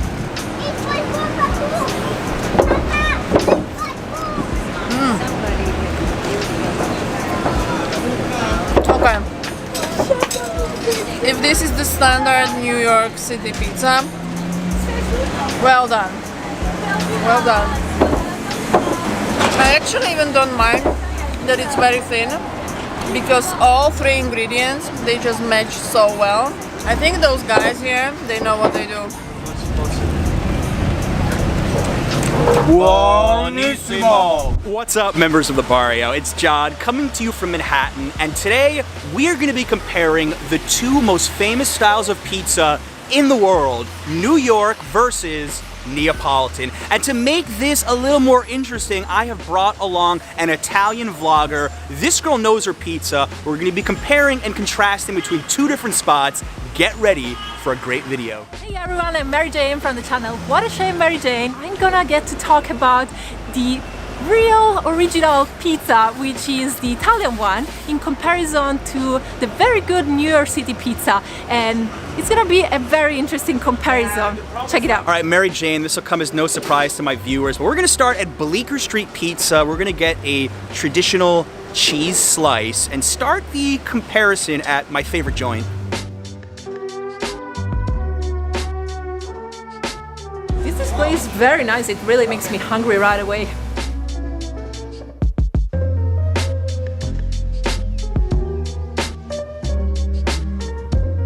Guys, normally when I'm here, I order the Nonna Maria slice. It's my favorite slice in New York City, but because we want to be purists, I got their cheese slice, which in my opinion is very good as well. It's just not my favorite, but I really want to compare your traditional New York slice versus a Neapolitan. Now let's get Mary Jane's first reaction to the looks of this.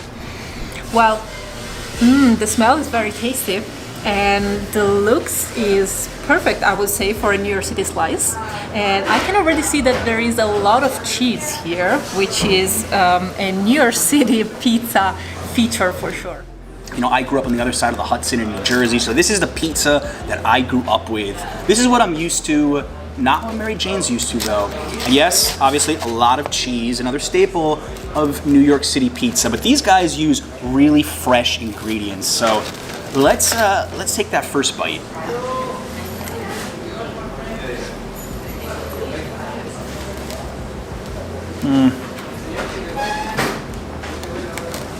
Just like a nice even cheese to sauce ratio.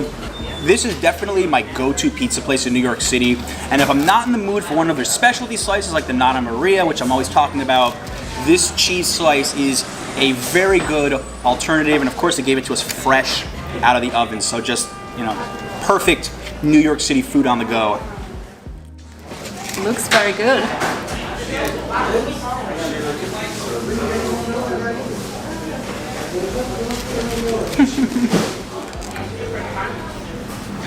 This is what we do in Italy when something is really good, but your mouth is full and you cannot talk yet. It's very tasty, definitely. As you said, the ratio between tomato and cheese is perfect. This cheese is very, very strong in flavor, which makes the pizza very tasty in its whole. About the similarities between New York City pizza and Italian pizza is that both are round and both are pretty thin, because I know that the Chicago pie, for example, is very thick, the Norwegian pizza is very thick as well. One difference is that the tomato sauce here is very highly and heavily seasoned. There's a strong taste of garlic inside the tomato, and there are also other spices and other ingredients, whereas in the Italian style pizza, the tomato is simply made by tomatoes and a little pinch of salt, and that's it. I've had the same situation with other foods around the world, like bagels in New York versus bagels in Montreal. A lot of people say I'm crazy that I like New York bagels better.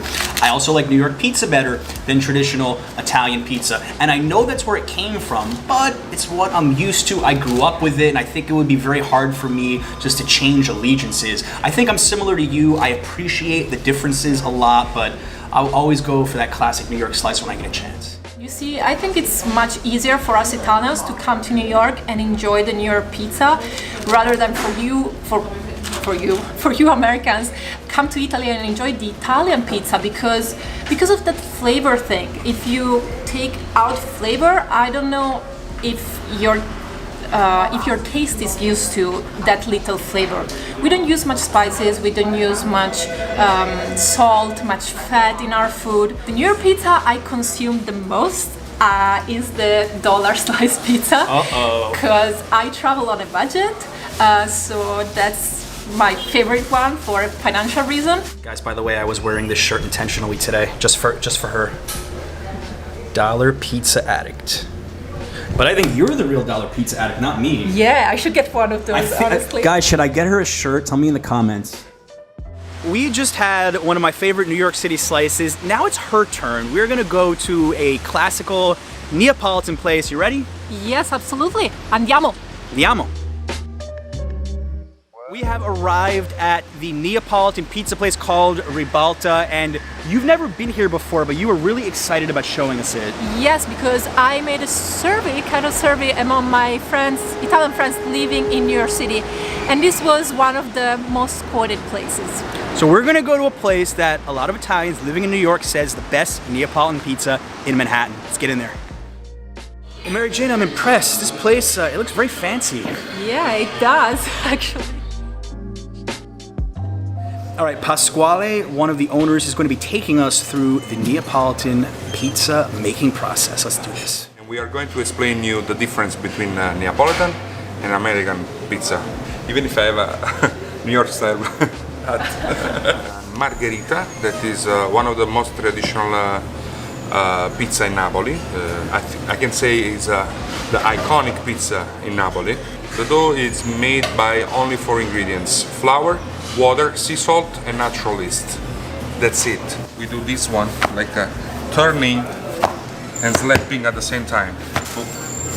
And then we have a totally flour-free dough. So once the pizza goes in the oven, we don't have extra flour and we don't feel the bitter taste, aftertaste in the mouth. It's a fresh tomato. It's just tomato and salt. So we don't add oil, we don't add garlic, no other flavors. So we add the basil at the pre-cooking or after cooking. This is fresh mozzarella, so we don't use shred mozzarella that is on the New York style pizza. In this mozzarella there is only one, maybe 2 ingredients: milk and sea salt. That's it. So we put some basil, extra virgin olive oil. So the only oil we have in this pizza is the one that we put on top. And that's it. There is no oil in the dough and no oil in the tomato. So what strikes me about this pizza already is how simple it is. Yeah, it's super simple. If you want to come here, you know, Neapolitan oven is 900 degrees. So it's not that you put the pizza there and the pizza stays at the same spot the whole time. We gotta move it all the time. And it only cooks for 90 seconds. So we sit the pizza on the bottom and with that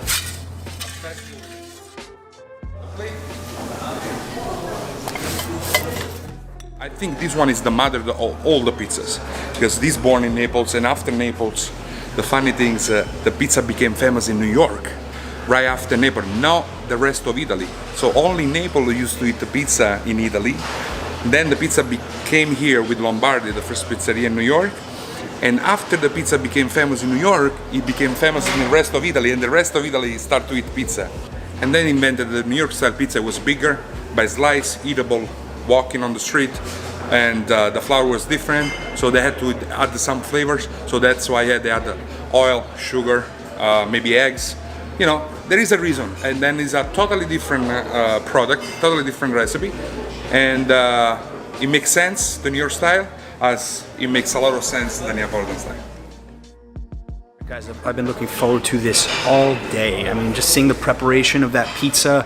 I know it's gonna taste good. It looks very good. I've got some experts here at Neapolitan Pizza. Let's go. If you want to go more deep into the Neapolitan pizza, you can buy my book, The Pizza Diet. It's all over Amazon, YouTube, iTunes, and then you can see how with this pizza you can even lose weight. I was so impressed how simple this pie was to make, how quick it was to make, and I've had Neapolitan pizza before in New York City. I've never had it in Naples before, so I guess I'm not the best judge, but let's take a bite. I'm folding it. Now, Mary Jane said some people do fold it in Italy, so I'm not the only person in the world to do this for a Neapolitan slice. I'm not using a fork and knife.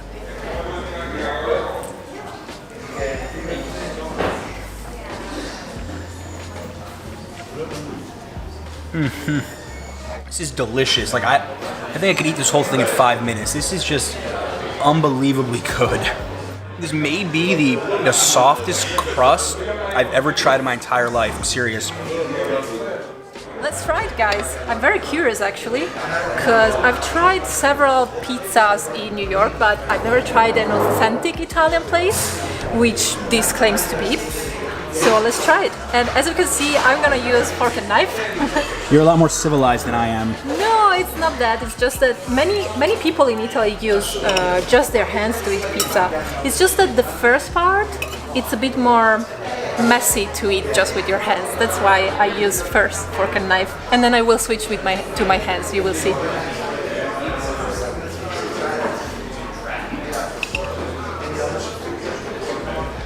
Finally.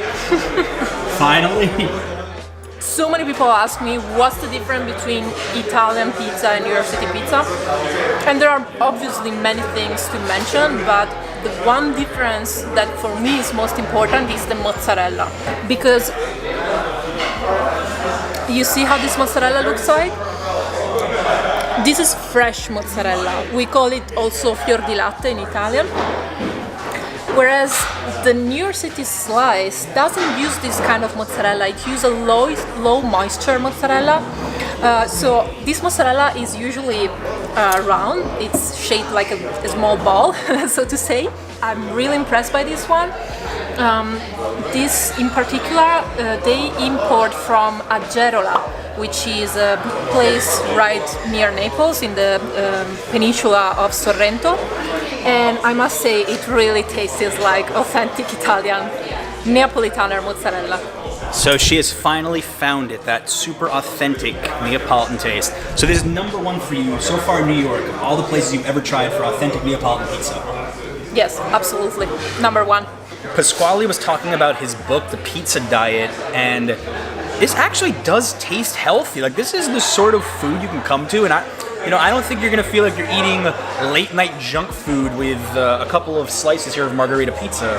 Yeah, actually, John, I'm very happy that an American like you tried this authentic Italian pizza, because we never consider pizza as an unhealthy food in Italy. Whereas here in New York, I've seen pizza is considered as an unhealthy food, right? It is. It's considered a necessary food, but unhealthy, yeah. Yeah, exactly. It's something that you always have to try to limit as much as possible, whereas in Italy, consuming a margherita pizza is perfectly fine. It's a meal. It's a complete meal if you think about it, because you have the carbohydrates of the bread, you have the proteins from the mozzarella, some veggies from the tomatoes and the basil, and some good genuine olive oil.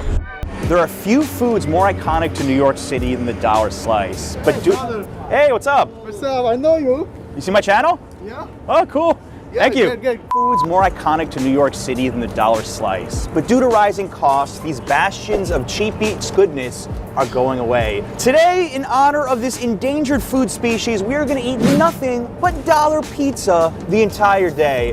But I'm missing one thing, a co-host. Hey Ben, you hungry? Let's see, am I hungry?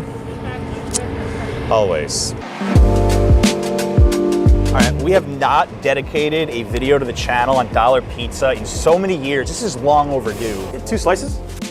That's a pretty sturdy slice. They just turn around their customers so quickly. You're in and out in like 2 minutes. Let's take a bite. I'm starving.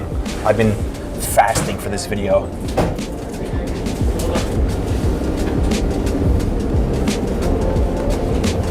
You know, if I was super hungry and in a rush, this works. It's nothing fancy for $1, let's be honest. A lot of cheese, not a ton of sauce.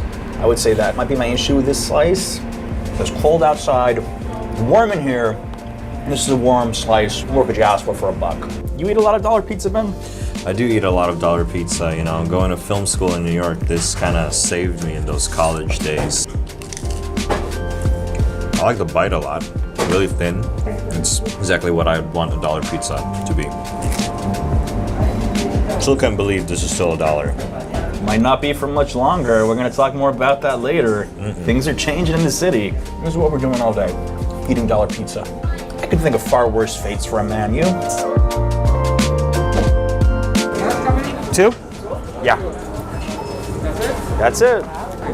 We're walking down the street to eat our mutant-sized dollar pizza. I don't know, mutant size. It's actually pretty big. To quote Forrest Gump, life is like a dollar pizza slice. You never know what you're gonna get. You got some stringy cheese on top. I don't know if I've ever seen that before. You? Definitely a lot cheesier and a lot chunkier looking. Crust is really doughy. Like not at all what I'm used to for your typical slice, but we're gonna go with this.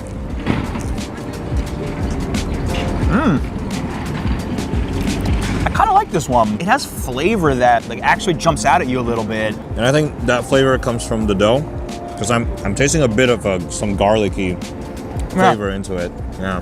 But I got a question for you. We should do an experiment. What if you walked into a 99-cent pizza spot and actually just dropped 99 pennies in there? Because usually you give them $1 and you don't get change. Do you think they would take 99 cents? I think they'll just kick you out. We're not expecting Parmigiano Reggiano cheese on these slices. I don't know where this cheese is from. The cheese might be cheap, but I feel like they put some work into this bread. Yeah. And I think that's what's giving us the edge to complete the different, unique experience. Difference maker here. This reminds me of school lunch pizza. This is exactly what this reminds me of. It's been almost 20 years. Yeah, definitely. Like, I think it's like, is that like a universal thing, like high school across America? I think so. I think that's why I feel so nostalgic for a slice I didn't know anything about. Yeah, the way that the bread is soft, the way the cheese is put. So we're about to do something a little bit crazy, which has never been done before on the channel. We're eating at a chain pizza spot. I walked by and I saw Papa John's has a 99-cent slice. Curiosity has gotten the best of me, guys, so I apologize in advance. We're adding it to the video. So I get 2 of the 99-cent slices.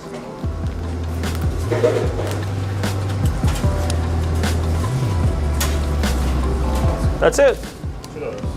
Do all Papa John's do this or just this one? So far, you know, we're doing I think in Manhattan. I don't know if I ever even had Papa John's in my life, to be honest with you. The New York pizza snob in me doesn't want to make those kind of concessions, but it looks okay for $1. There's a lot of cheese, I think. What I love about New York is everyone is in everyone's business, and it's beautiful. It's a beautiful thing. This isn't really New York style pizza. Like, you can barely fold this. This is probably the same Papa John's you get anywhere. Does dollar Papa John's pizza exist where you're watching from? Tell me, do tell me. Let me try this.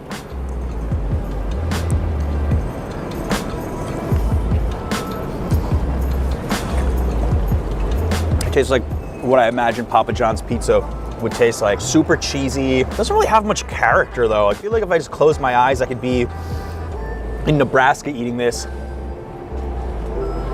That being said, I do see the value in it, but not crunchy at all. It takes me back to my days eating Pizza Hut as a kid. Even though North Jersey, where I grew up, had great pizza, every once in a while my parents would take me to Pizza Hut. This is what this reminds me of. All right, Ben, you grew up with Papa John's? What'd you grow up with? No, I grew up with actually Pizza Hut, but they don't have it here. But other than that, I grew up with Domino's back in Virginia. Wow, tastes like a bowling alley pizza. It's like you take a bite out of this, you feel like you're in a dorm room. You got late night finals, you got to study. Cramming for a test. I never did any of that, but if I did. That's just what I would be eating. What was your average test score in school? Let's not discuss that. Life with John Barr, always on the go.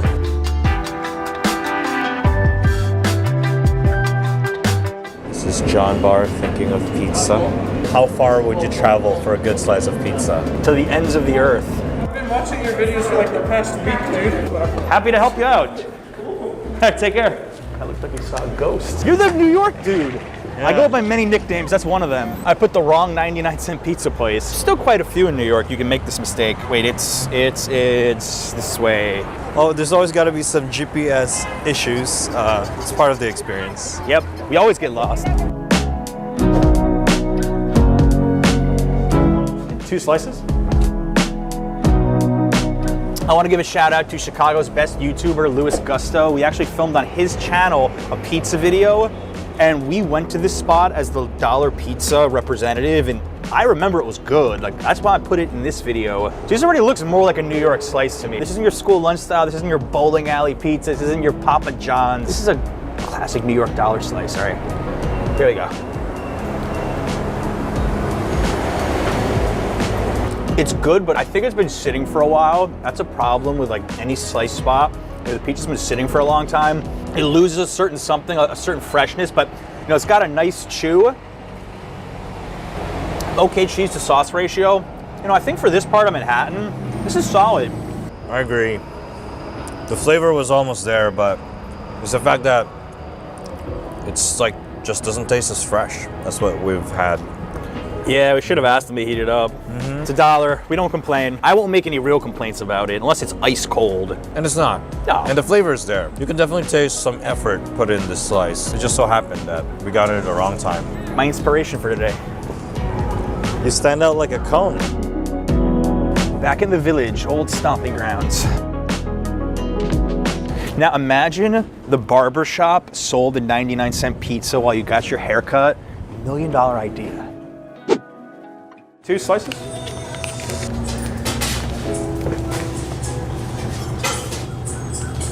Thank you. I even got 2 plates. Nice. Round paper plates, eco-friendly, right? We're setting up our own outdoor dining spot for like 5 minutes, so I hope the restaurant doesn't get too pissed. You know, in 5 years, this might not even exist anymore. That's a sad fact that dollar pizza is going the way of something extinct. What's something extinct? The dodo bird, the dinosaur, anything more clever than that? Fidget spinner, well, like planking. Oh, yeah. It's a little crunchy. Tomato sauce actually has a little zesty flavor to it. All of a sudden, this slice just made you realize what a dollar pizza actually could be and why it's so special in New York. And that's also why we don't want it to go away. Right? Imagine dollar pizza places already are running at razor thin margins. The cost of food is going up in general everywhere in the US. So a lot of famous dollar pizza places are raising their prices. Two Bros is now $1.50. My all-time favorite Percy's is now $2. A 99-cent pizza sign in New York City is the equivalent of driving in small town America and seeing the Golden Arches. Like, you know pretty much exactly what you're gonna get. Or Golden Corral. Or Golden Corral, yeah. Smell that, John? Oh, I smell it. Washington Square Park. You know what they say. The grass is greener here.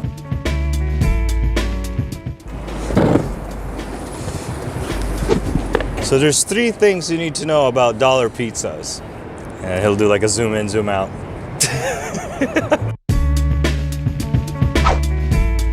What's your secret recipe?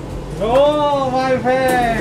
Bangladesh recipe. No. Are a lot of the dollar pizza places owned by people from Bangladesh? Yeah. I didn't know that. All right. Bronx, Jackson Heights, Manhattan. Oh, thank you so much. This looks good. I'm gonna save you the trouble. You can leave the comment. He's eating 6 slices of pizza and drinking Diet Coke. For me, dollar pizza was always either I'm walking by and I just want a snack, or it's late night, you drank a lot, and you want a little something before you go to bed. Here we go. Crunchy, pretty good cheese to sauce ratio on it. Nice size slice. Nothing to complain about. I think of all the places we've had today, if I had to take an out of towner in, and just to give you the prototypical dollar pizza experience, like this is it right here. This slice right here, I would go to bed content, ready to fight my hangover the next day if this was my last slice of the night. What's up, members of the Barrio? It's John, and I've always been curious what a New York Italian and an Italian would say to each other if they were eating pizza at the same time in the Big Apple. And guess what? We're gonna find out today. I've got two great friends of mine. Hey, I'm Mary Jane, I'm from Italy. I'm Marco Lombardi, and I'm a fifth generation Italian American from New York City. I'm super curious to see what he's got to say about pizza. I'm really curious to see what you have to say about pizza. Being from Italy, I mean, I'm fascinated by that. For our first stop, we're at Champion Pizza on 14th Street. This is one of my favorite slice joints in the city, a good franchise. There's about 3 of them, and you're pretty familiar with them, right? Yeah, I mean, there's one basically 2 blocks away from where I live at, so I'm familiar with the place. It's a prototypical New York slice, and they have over, I believe it's 15 toppings of different types of pizza. Let's get in there. Let's do this. Let's do it. You're probably not used to seeing the buffalo chicken slice, a pineapple with bacon slice, and it's all here. It's all here. It's a pineapple and pepperoni one. Really? You want to do? Do you really want to do pineapple? Are you being? She's being sarcastic. We don't do the pineapple. We don't do pineapple pizza here as New Yorkers. It's good, but not for me. We have so many potential choices of pizza. I'm thinking we should get at least one plain cheese slice each, and then maybe something a little bit different. What do you think? Yo, you know what? Let's go with something like real New York style. We should go with. I'm thinking something with crazy toppings on it. Not pineapple though. I'm a bit nervous about all this. Because there are some crazy toppings in there. She's not lying. I could tell you're a bit overwhelmed, but it's gonna be okay. You know why? Because it's amazing. The pizza. No, I'm actually excited to try something new. Take 2 of those. I got it. And 1 margarita slice. Okay. All right. You want this right now, or right now? Yeah. I got it. Yes. Here we go. Guys, we have so many different types of slices here, but we're gonna start with the classic cheese slice and work our way up from there. All right, you guys, you ready to rock on the cheese slice? There we go. Italian American versus Italian. But wait, before we eat it, what I always do is put a little more cheese on there. Gotta put a little more cheese on there. Oh my god. Just a little more. Come Just a little on. more cheese. There we go. Just a little bit. Just a little more so cheese. much cheese already here. I know. You know what? New Yorkers, we love our cheese. Oh, it's funny because it's not prepared. Wow, look at that. Look at this. Like it's not stopping. She says more than enough cheese, and you think not enough cheese. I think not, but you know what? That's a good flop for a pizza right here. It needs a New York flop. It's a New York flop. It needs the flop? It needs the flop. That's how you know it's good pizza. Champion pizza, you guys perfected this. Look at this. Look at that. It's dripping grease here. Oily. That's how us New Yorkers, we love our pizza. A lot of oil, a lot of cheese. You ready to go for it? Buon appetito. Bon appetit. Let's do it.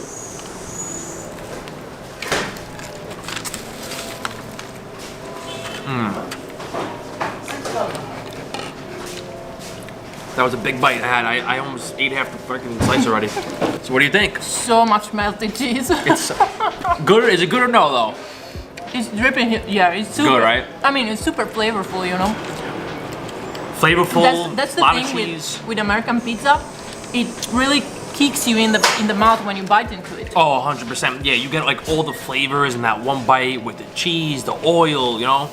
Really good though. And you can tell pizza's good. You know, it has little burnt marks over here. Yeah, I like the little crust. char. It's a little char, yeah. The crust is really nice here, right? Oh, it's amazing. It's It amazing. has a nice crunch. And to me, this is like an old school slice because now pizza they make it like it's made different now. You know, a lot of people are mixing the Neapolitan style to the New York style, but this cheese slice right here is just classic.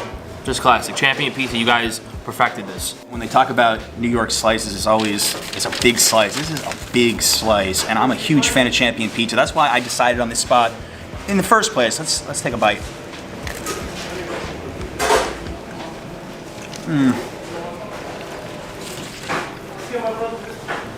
You know what I like about Champion? There's something a little sweeter about their tomato sauce that not all places get right. It's got this zesty flavor to it. Just for a plain cheese slice, this is really good. I'm more excited about some of the other stuff we have, but you gotta try the plain cheese slice when you go somewhere. So I'm happy that Mary Jane and Marco liked it. We're gonna move on to some more advanced slices. Mary Jane, can you keep up with them or no? I take my time. She's good though. You know what? She has world star etiquette, unlike me. So we have here a Manhattan special. This was like a staple in my household growing up, but I never, it's an acquired taste. I never really liked it up until probably the last couple years, and now I drink it all the time. So all it is espresso coffee, but for me, it's more like putting Coca-Cola with a shot of espresso. What do you think of it?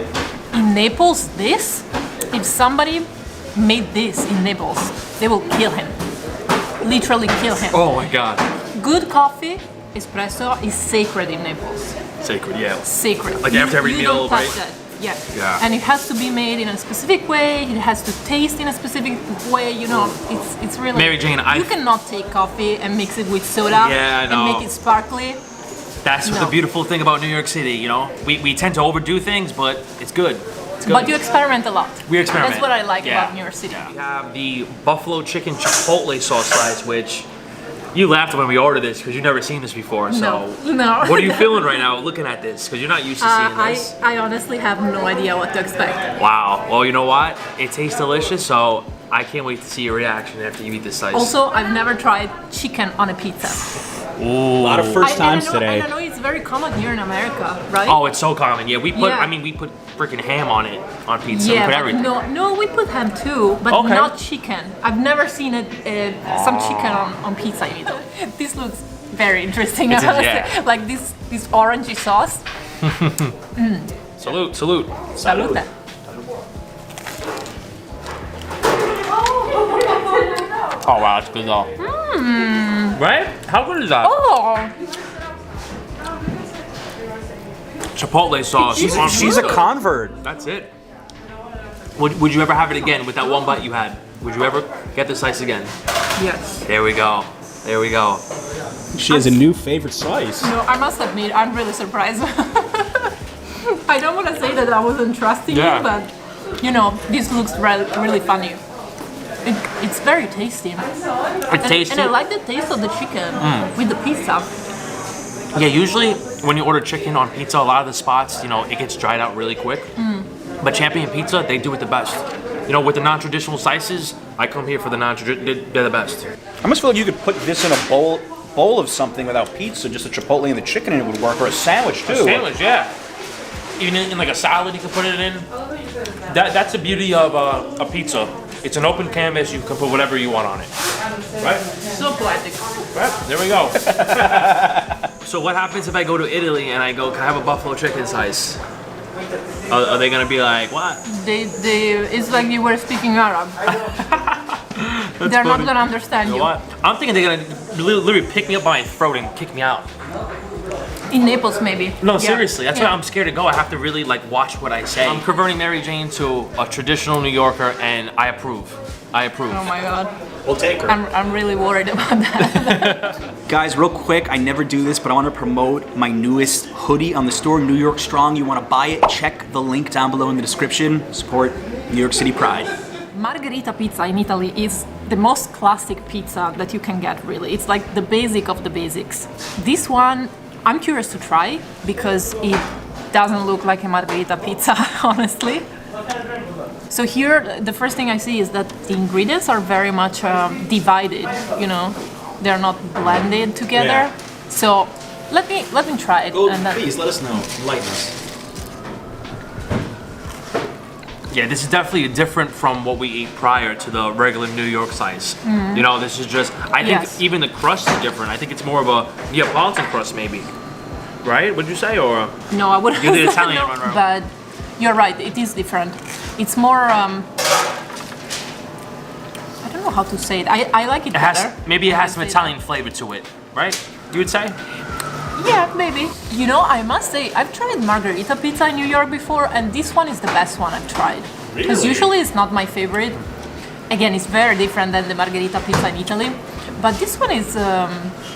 It's quite nice, I might say. Quick shout out to Hockey. I appreciate everything you do for the city and everything you do for the Holmes community, and you pay it forward, and we appreciate that. That was way more entertaining than I ever expected, but we've still got one more stop left. This one's Marco's call, so let's get over there.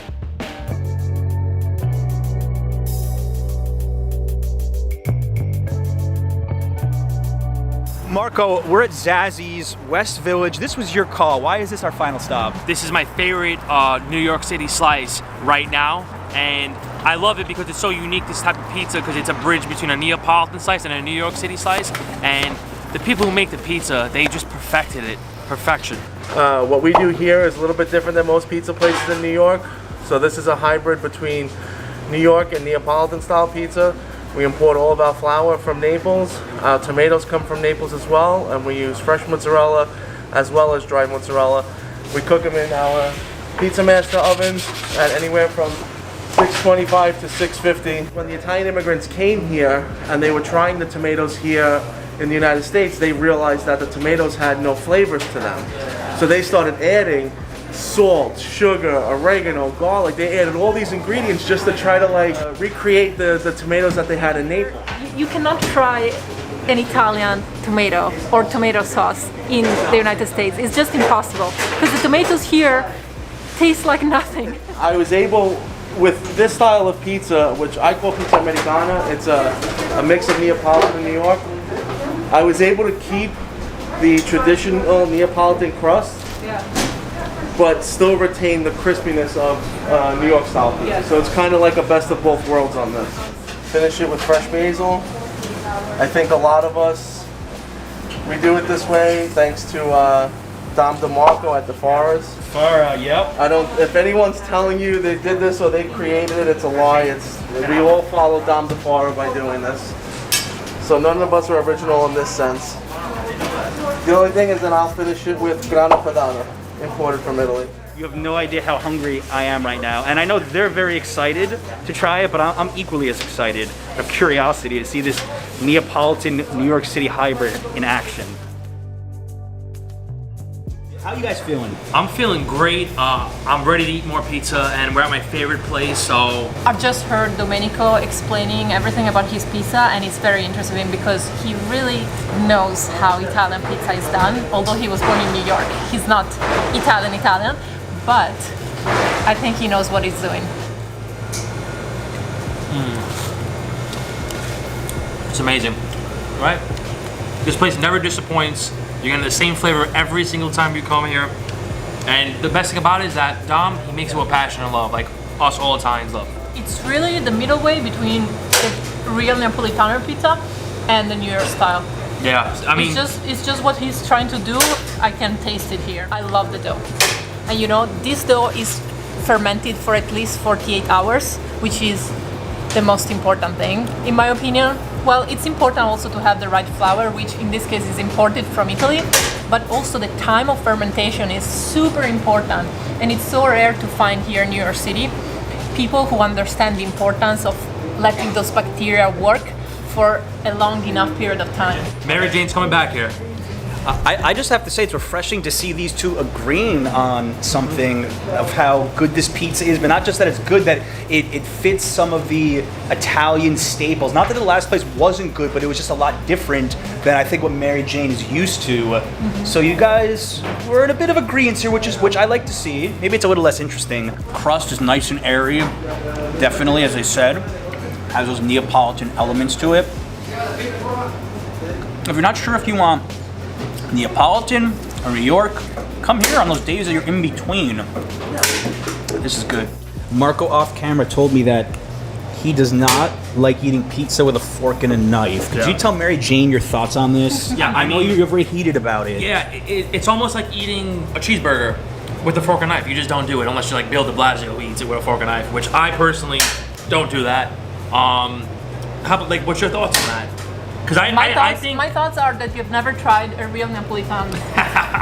you're right. You're right. It's literally impossible to eat a real Neapolitan pizza completely with your hands because it's the dough in the middle is so thin and soft that everything falls down if you pick it up. You know. So it's funny you say that, which I've had a Neapolitan pizza, maybe not up to par Italian, but it was really messy. But I'm a Galvone, and what Galvones do is I had it almost like I folded like a taco, and I just ate it. And people were looking at me like, "What is this kid doing?" But I just refuse to eat pizza with a fork and spoon. I'm sorry, with a fork and knife. So yeah, I don't think I'll ever do that, honestly. It's totally common. Even in Italy, many people don't ever use the utensil for eating pizza. It's totally fine. Yeah, all right. I mean, don't worry about it. Pizza is eaten with your hands. There we go. No problems. That's Mary. I like that, Mary Jane. I like that. I like that.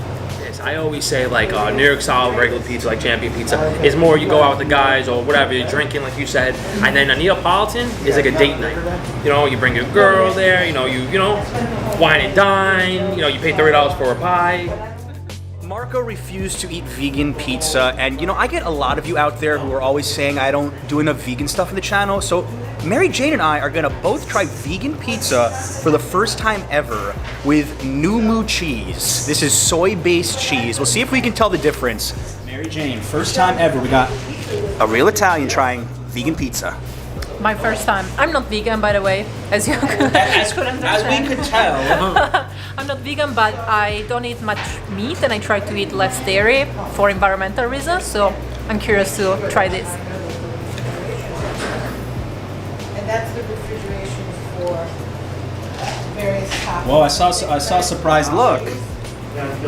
Oh wow.